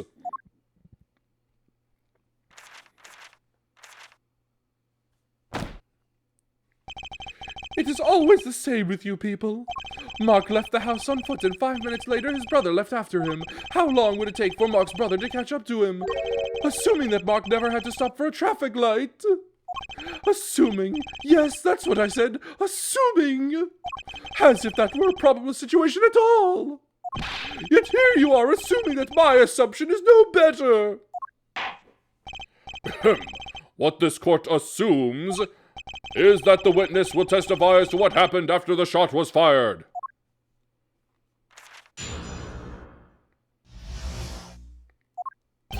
I could not prevent the killer from leaving the scene, nor could I simply leave the scene in good conscience. Ergo, I used my cell phone to call the police. Until the police arrived at the scene 10 minutes later, I saw no one else. Why didn't you chase the killer? He was, as you say, a killer. Of course I could have run him down, yet what would he have done when cornered? Sadly, it takes more than an aptitude for solving quadratic equations to know that. Did the testimony earlier not prove the defendant's presence at the scene? And do we not also now know that there was no one else there? It seemed clear that we have our killer. Does it not? Does it not, Mr. Justice? I'd better find a way to take this testimony down quick!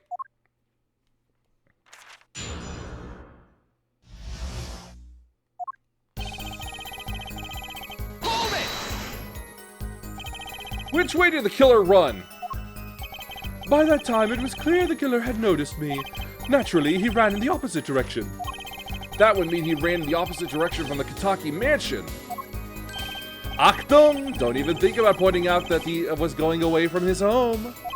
All he had to do was loop back once he was out of sight. How did he know that's where I was going? No.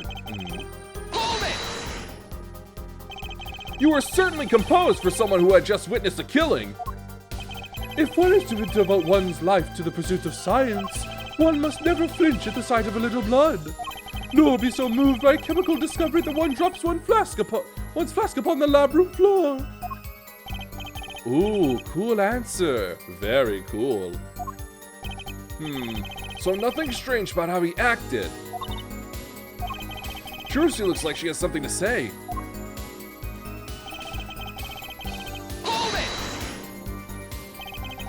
Was it your first thought to call an ambulance?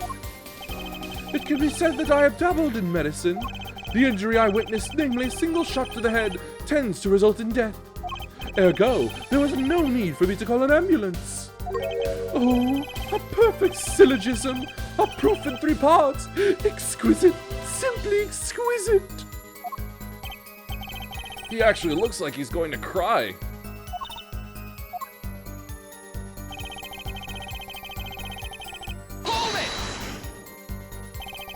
Can you tell us in detail about these 10 minutes? I stood in a state of heightened awareness. Anything could have happened at any moment. Anyone could appear from any direction. Is that all? No one came. Nothing happened at all. I saw it all, which is to say, I saw nothing. It was late at night. It's not odd to think there would be few people around in the park. So he just stood there, watching? Not much to go on there. Trucy, if you've got something to say, by all means, say it. I can't find a single problem with that testimony. Had enough at last, hair forehead? Maybe it's time to back off a bit. There's nothing fishy about that testimony at all. It appears there are no objections to the witness's current testimony. There are any number of ways to explain the lack of prints on the pistol, I assure you. Perhaps the killer really was wearing gloves which wiped the previous user's prints off. Then, after the deed was done, this fell out of his pocket as he was throwing the gun away. A mistake befitting of a small-time punk, in my opinion. No!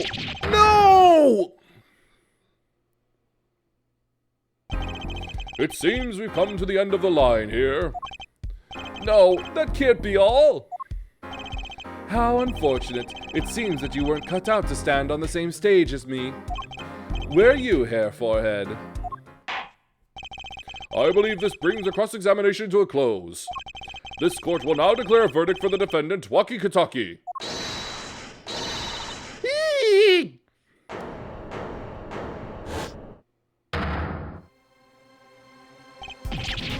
Trucy! Nobody move. What's the meaning of this? Who are you? There'll be no verdict in this court. Not yet. Wait, are you one of the Kitakis? The Kitakis? You mean the notorious gangsters? If you don't want to see me give the pretty little girl a new smile, do as I say. Adjourn the court for 20 minutes. What? This court will not bow to pressure from the likes of... Herr Judge? I see little point in further aggravating this gentleman. Recess, 20 minutes, or I promise you'll regret it. Wait! How did he disappear so fast? Come to the defendant lobby, Apollo! I suppose I have no choice but to adjourn for a 20-minute recess. Bailiff, catch that mysterious man!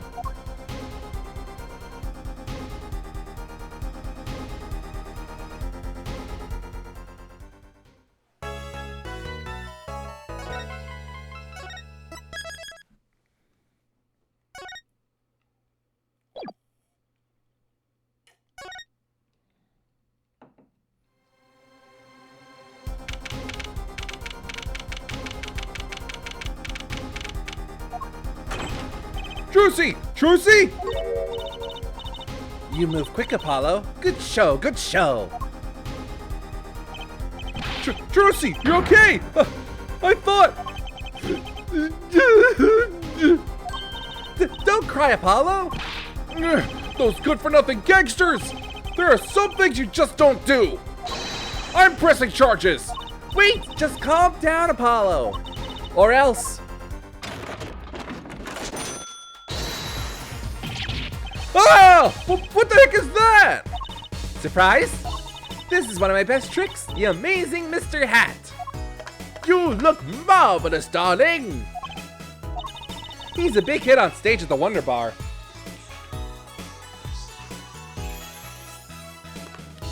Right, forgot.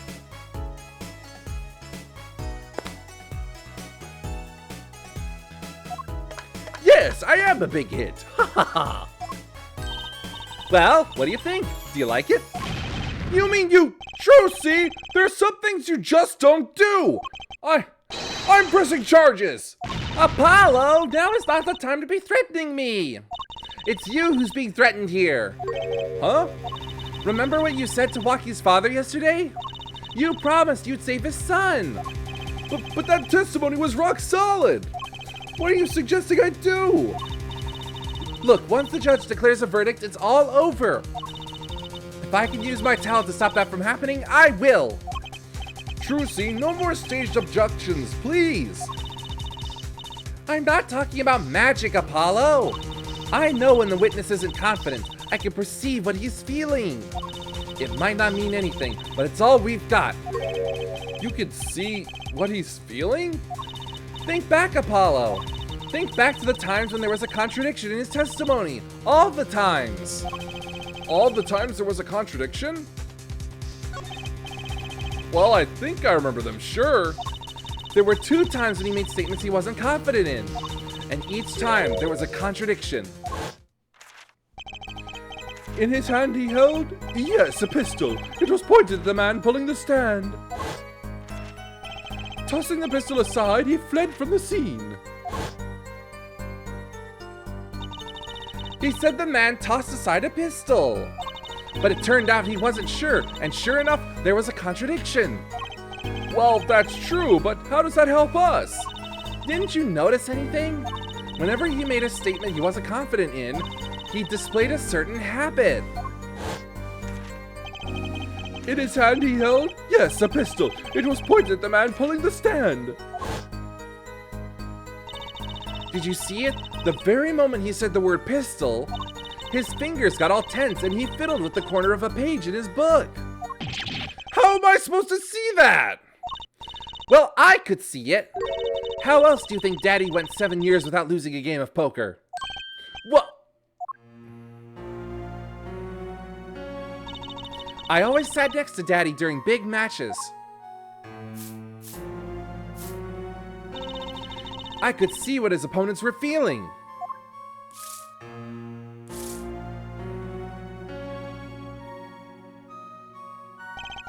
You mean that's how Mr. Wright won all those games? It's not cheating officially. I wasn't looking at their cards or anything. And I wasn't there all the time either. Daddy's quite good at poker after all, but not good enough to go undefeated that long. Great, so he cheated. But what does that do for us? I don't believe this. You have to listen to his testimony one more time. No, scratch that. You have to watch his testimony. Perceive the truth. Watch a testimony? Perceive the truth? The only thing I'm perceiving is that I'm going to lose. Not true. Daddy said so. He said you have the power, Apollo. Mr. Wright said that? Watch the testimony. Perceive his true feelings. Is she serious? Time's up. Sorry I can't think of any other way out of this one, Apollo. What was that she said before the trial started? Huh, Mr. Wright's not here today? He said his old foot injury was acting up. Yes, he smiled when he said we'd be fine as long as you're there, Trucy. Is this what he meant by us being fine? Well, methods aside, she did avoid one guilty verdict already today. Time to show this court what I'm made of! Get ready for justice! Let's do it. Apollo! You know, I'm starting to think I could do this. I knew you could do it all along. Oh, one more thing. Try to cover for Mr. Hat as best as you can. I just flew in from the coast and boy are my arms tired. Right. Ugh.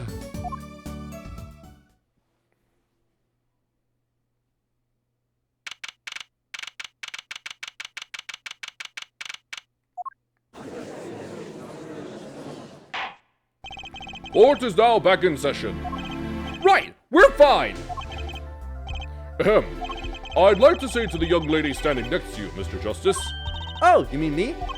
Don't you have anything to report? Anything concerning the mysterious phantom in the silk top hat? Ah, right, him. Don't worry about him. I settled that. You settled that? Yes, it was an out-of-court settlement. Right. Perhaps Fraulein would have us believe it was nothing more than a passing dream. A fantastic illusion. Now you see it, now you don't. Am I right? I think he's on to me. I wish you would stop being so cool. Let us dispense with these niceties and get straight to the matter.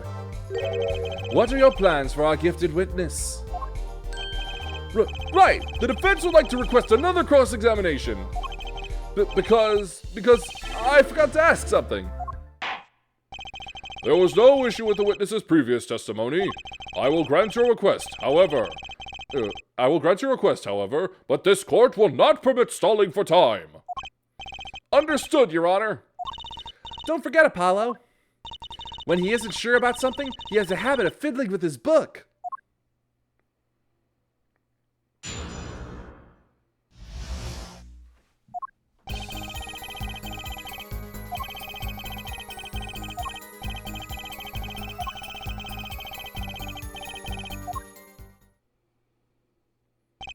I'm not sure I'm qualified to watch testimonies after all. Focus, Apollo. Find his weak spot. Focus. If only it were that easy. My ears hear what he says. My eyes see his expression. Do I have to do something more? What other senses do I have? Hi, my son. What's this? My bracelet?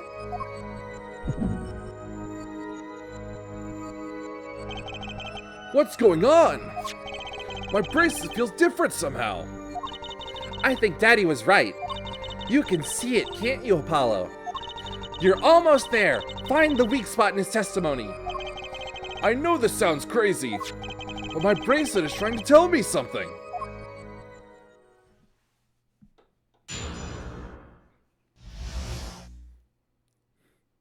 Different good or different like leprosy. Oh no.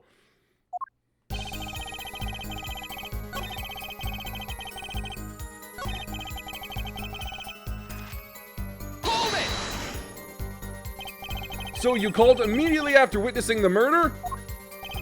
The police undoubtedly have a record of the call. Why not check with them? Wait, Apollo! This has to be it! Wait, you mean his habit? Don't forget, Apollo! When he isn't sure about something, he has a habit of fiddling with his book. The only time he even had the book open was here. Which means this is the place to look for his habit. I don't know how I know, but I know. Know what? It's my bracelet. It's different somehow. I can feel it reacting to something about the witness. Your bracelet? I'm not sure I get this focus stuff you were talking about, Trucy, but I have a feeling that trusting my bracelet is the way to go. Okay, I just need to touch my bracelet with X as it reacts to the testimony.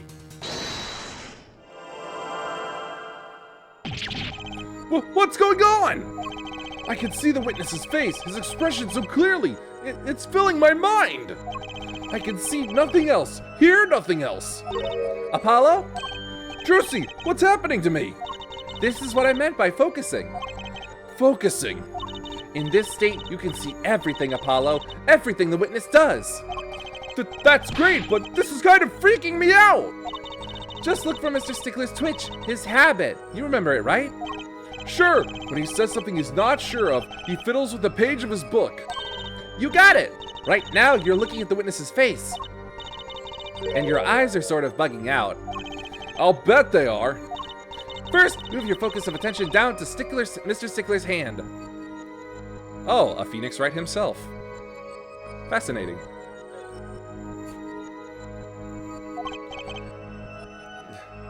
What is this POV? It's Apollo's. His hand?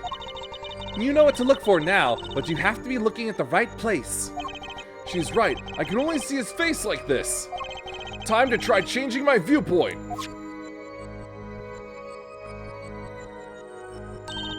Perfect! Now you're really ready.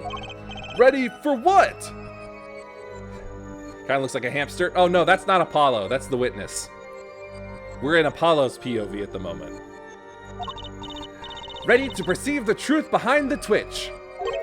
Perceive. Try listening to the witness talk as you focus. Then watch for his habit. Right. You mean when he fiddles with the page? Think of Apollo. That's right. That's your signal to look closer, to perceive with X. Find his weak spot and I guarantee we'll be able to give him the royal flush. Spoken like a true pokerhead's daughter. I'm a magician, thank you very much. So I have to pay attention to his words and his fingers. Don't worry if you miss it. You can always try again. That is absolutely the Yu-Gi-Oh archetype of Apollo would be playing. Evil Eye. Right. Look out, nervous twitch. Here comes justice. Gotcha!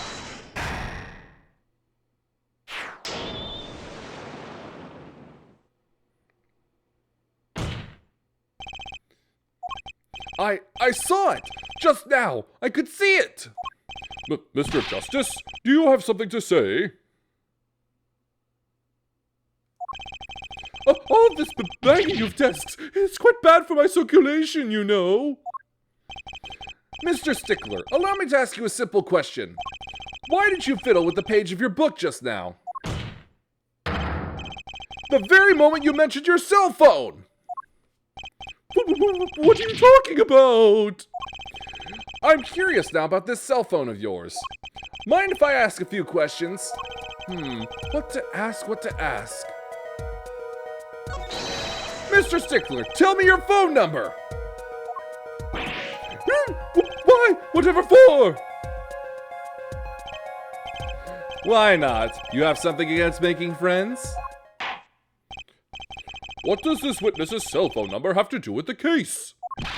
Absolutely nothing. This is an invasion of my privacy. Seeing you grimace like that makes me wonder about your cell phone too. The witness will present his cell phone number to the court. Woohoo! Trucy, do you have your cell phone? Sure do. Try dialing the number that he gives us. You want me to call Mr. Stickler's phone?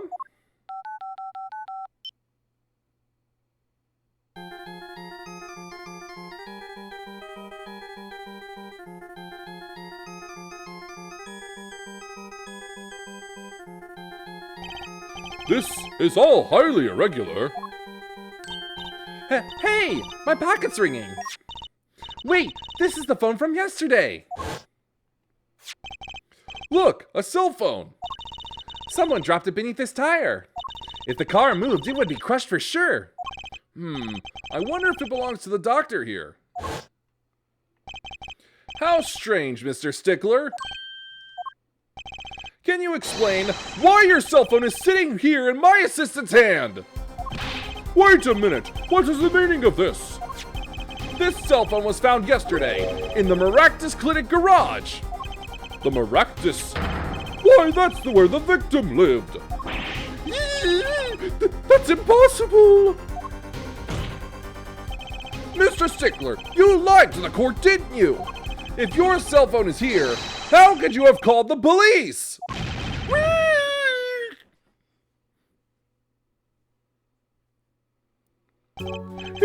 It's true. I didn't have my cell phone that night. That is why it can be said that I called the police from a public payphone. A payphone? So you didn't call on your cell phone at all? Just where was this payphone located, Mr. Stickler? Well, to indicate it with a startlingly high degree of accuracy, it was right around here.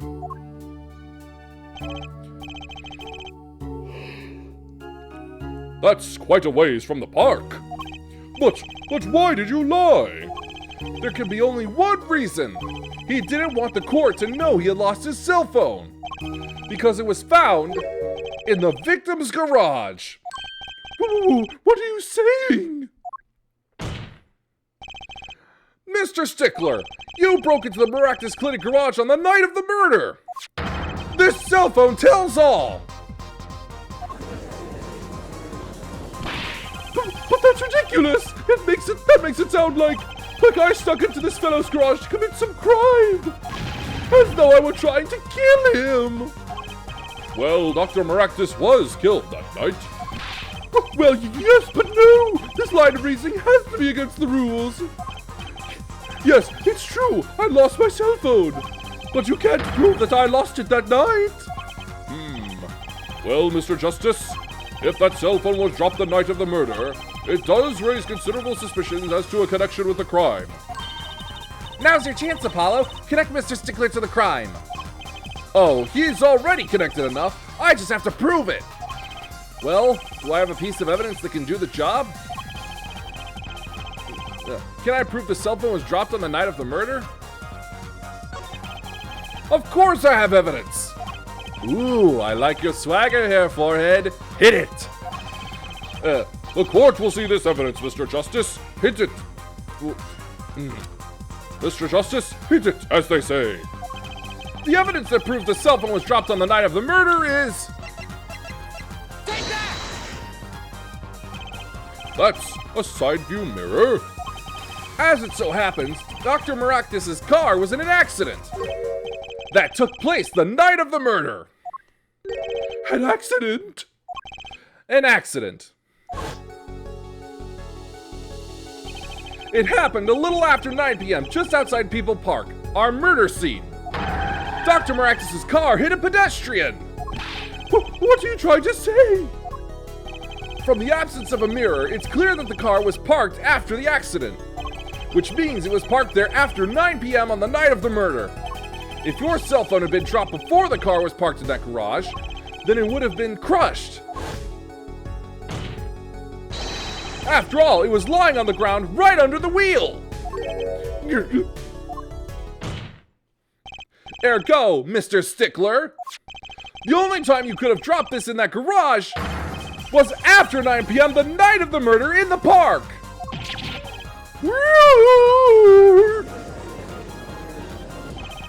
Mr. Stickler, you know what this means? You did break into the victim's garage that night. This is most unexpected, Mr. Justice. Are you naming the witness as a suspect in the murder of Pal Maractus? No, stop! This is too much! This can't be happening! Prosecutor, say something! I suppose it is worth saying this. No connection has been found between Wesley Stickler and Pal Maractus. That is, other than this. I believe our next testimony will be most revelatory. Is the witness prepared? Yes, Your Honor! I know that face. That's the face of guilt.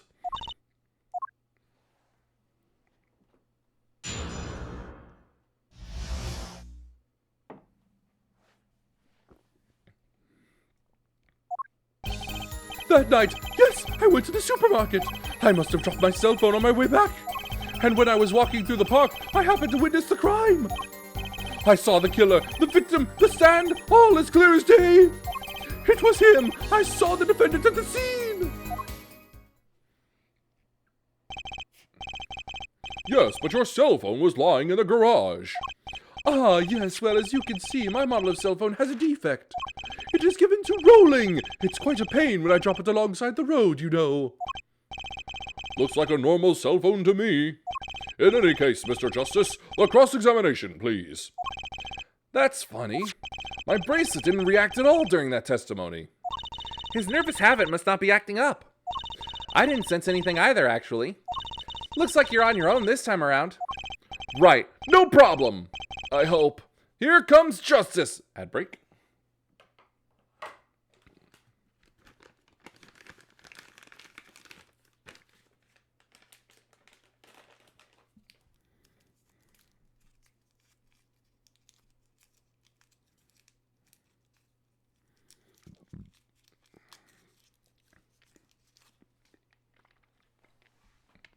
Cough drop needed.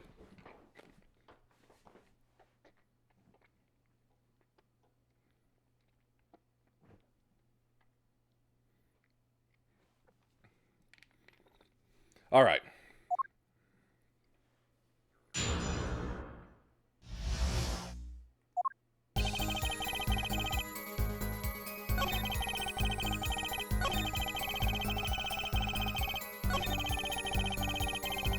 Hold it!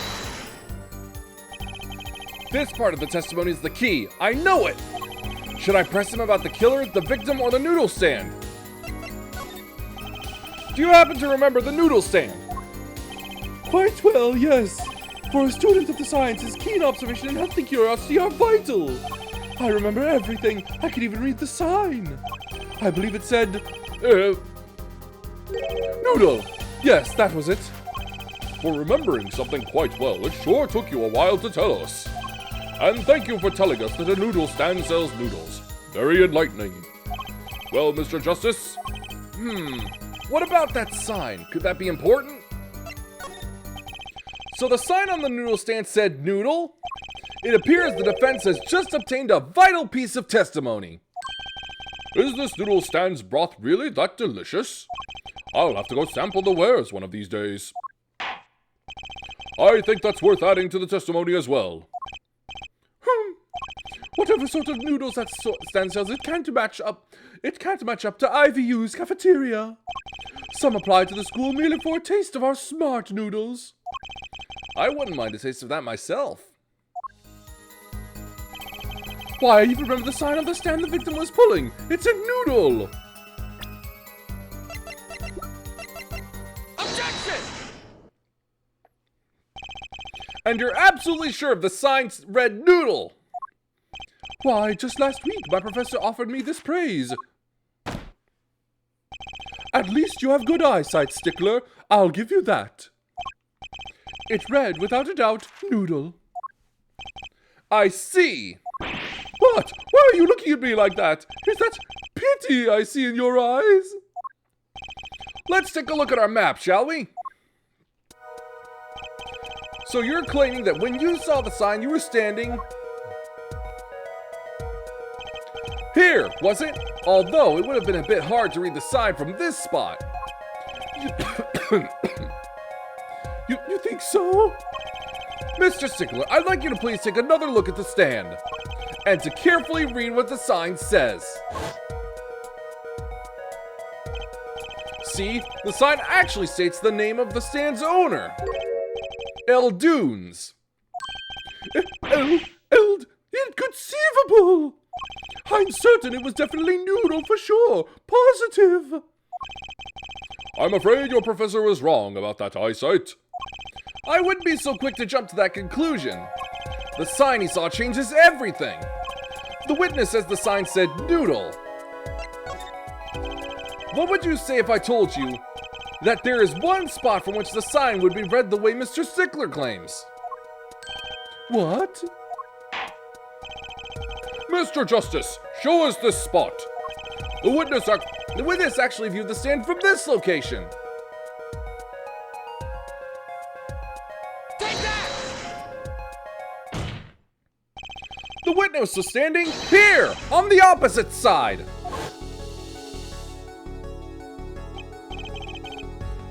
How do you know that? When viewed from the south, the sign on the stand reads Eldunes, as we know. However, observe the other side of the stand. Oh, this side says noodle. Exactly, the name of the stand is split between the front and back signs.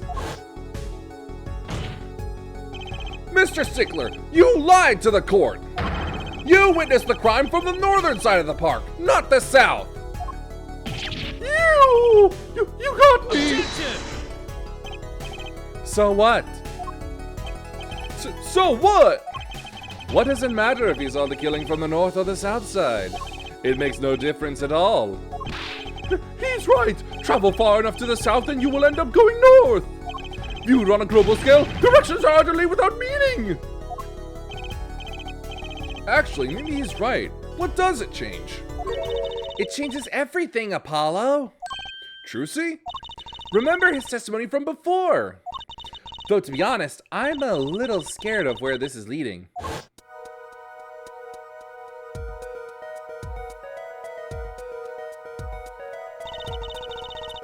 The killer and the victim are facing each other here. Then, at the moment the killer raises his weapon, Mr. Stickler shouts.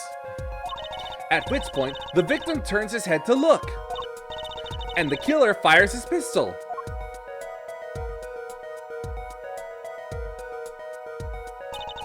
That's why the bullet hit him in the right temple. No contradictions, right? Right, but if Mr. Stickler was standing on the north side of the park, that reverses the whole scenario.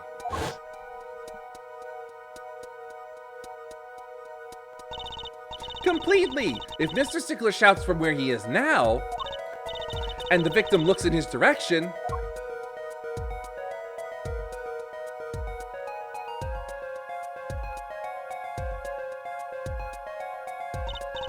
the bullet would have to hit his left temple.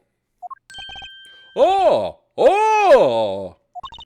In other words, someone standing at point K couldn't shoot the victim in his right temple. It's impossible. That's right. So, now that we know that Mr. Stickler was standing on the northern side, then the wound location takes on an entirely different meaning. Indeed, you are absolutely correct, Fraulein. What meaning? The entry wound was on the right side of the victim's head, correct? Well, the right side of the victim's head is north. North? Oh! But that's where the witness Wesley Stickler was standing.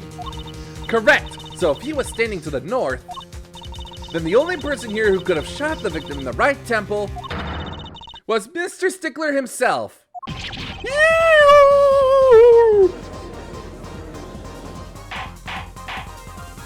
Order!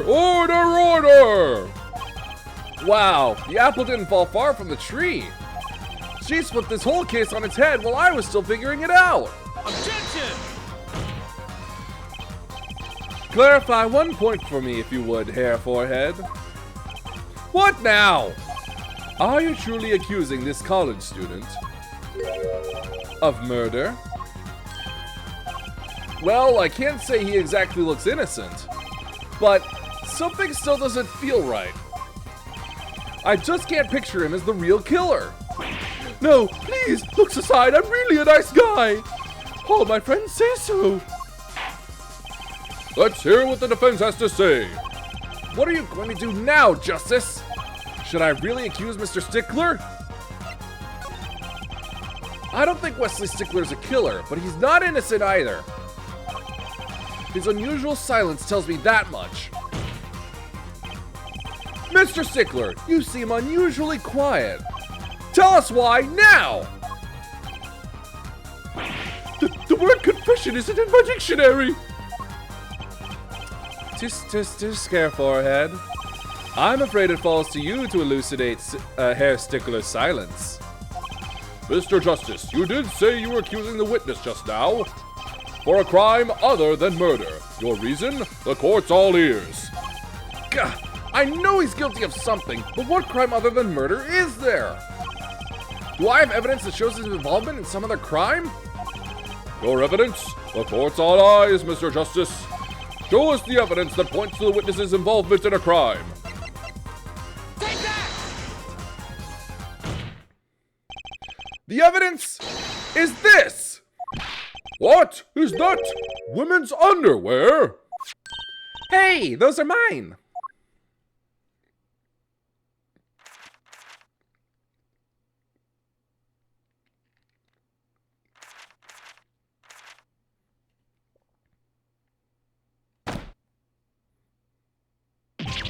Don't look at me like that!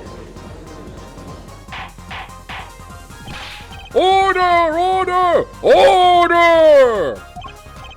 Mr. Stickler, while I can't say this comes as a shock, It's not what it seems! My Pythagoras theorem, I swear it! On the night of the murder, just past 9 p.m., a young girl catches a panty snatcher red-handed. Bravely, she gives chase, but the snatcher flees and hides himself in no other place than the Miraculous Clinic garage. aha! Incidentally, these panties were found in the exhaust pipe of the car there. Presumably, he was trying to hide the evidence of his crime. Ergo, while you may not be a murderer, you are guilty of panty snatching in the first degree. Please, hear me out! It's not what it looks like! Order! Order! Order! Mr. Stickler, you should be ashamed.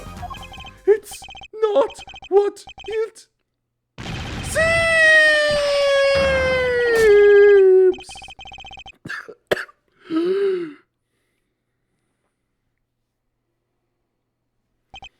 So, are we to understand that you were silent not because you were guilty of murder, but because you lacked the courage to admit your theft of this girl's undergarments? Perhaps you are not aware that my school's name was originally written IV. I stands for intelligence, V stands for valiant, see? Your point? I'm not done. Now, I'm a major in the science department. And what does science teach if not curiosity? Yes, we of the IVU science department are valiantly curious. No challenge is too daunting. And what greater challenge to science than a mystery? Come on, you're talking about a girl's panties here. No, you do not understand. The mystery is the unknown, and the unknown is unacceptable. And, my friends, when it comes to mysteries, those panties are the promised land. From the moment I first laid eyes on them, I was compelled to investigate for science. A full-size car tire was only the first mystery those panties revealed. Tire? Yes, I saw her do it. She pulled a tire out of those panties. But that's not all. First, there was the tire, then a stew pot, and a frozen chicken. One mystery after another. It was magic. Oh, I remember now. He's one of the regulars in the audience at the Wonder Bar. Huh? He's talking about my magic panties trick. I just don't understand. A broom from a pair of panties? It mocks the very laws of physics. A broom and a frozen chicken, Trucy? Whatever happened to doves and bunny rabbits? Mr. Stickler, you stole this girl's panties to understand a magic trick? You say panties, but they are so much more than that. For me, they are an object for serious study. I wonder. There has been a recent rash of panty snatchings in the area. Were they all you? I am sorry, but I did it for science. Each time I spied a pair of panties flapping in the breeze, I thought maybe this would be the pair that would elucidate the mystery. Even that night she chased me through the streets. I wept tears of joy. Perhaps it's the night that I will seize the truth that lies within those panties. Yet woe was I, for once again the lacy-hearted panty truth slipped through my fingers. Still, this leaves one thing unexplained. Ah, you refer to our witness's other lie, yes? The witness claimed he saw the crime from the south, but was in fact in the north. Indeed. Would anyone care to explain why he lied about that? Be my guest here, Forehead. Me? Did I not hear you correctly? Did you not say you do not accuse the witness of murder? Why, then, did the witness lie about his location at the time of the shooting? Or have you no idea? Apollo, there's something about the way the diagram is arranged right now. When you think about it, right here where Mr. Stickler was standing, isn't there a... Well, Mr. Justice, what say you? Do you have any evidence to show why the witness lied about his location? Take that! The evidence that shows why he lied is this! What? More panties? How many panties are you carrying in your pocket, Air Forehead? These are the last, honest! These were found in a trash can at the park. Looking at the diagram, we can see that the trash can was right next to where the witness stood. Mr. Stickler, you didn't! Alas, I'm a failure as a scientist. I can't unravel the mystery of the universe. I can't even unravel a pair of panties. So, these panties are your handiwork as well? That night I had been chased hounded into the Miraculous Clinic garage. Weeping in frustration, I was forced to abandon my prize. Don't you see how I felt? Believe me, I'd rather not. I hid in the garage for a short while. Then, abandoning the panties, I made for home. To avoid the office where the girl works, I went towards the south entrance. When I saw them hanging on a clothesline by a giant mansion.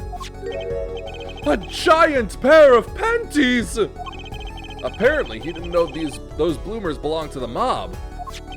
I had them safe in my pocket, ready to take home, when I stumbled upon a murder.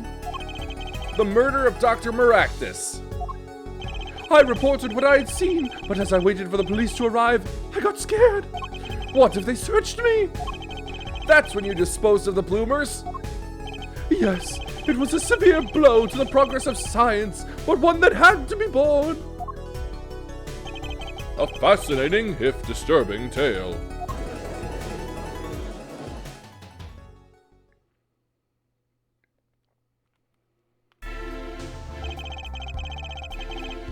I believe this brings today's proceedings to a close, and I'm more than pleased to dismiss this witness for the remainder of the trial. One last thing, if I might. Yes, Prosecutor Gavin? Regardless of where we ended today, some vital points were made. Namely, that the defendant, Walkie-Talkie, was at the scene of the crime, and he was pointing a weapon at the victim. One more thing. Walkie-Talkie has a clear motive. Indeed, the defendant, Walkie-Talkie, is still the prime suspect in this case. The only suspect, in fact, assuming there was no one else on the scene at the time. Yet, a mystery remains. The location of the wound in the victim's right temple has yet to be explained. The court requests further investigation from both the defense and prosecution. Yeah, baby. No problem. Very well. This brings the trial for the day to a close. Court is adjourned.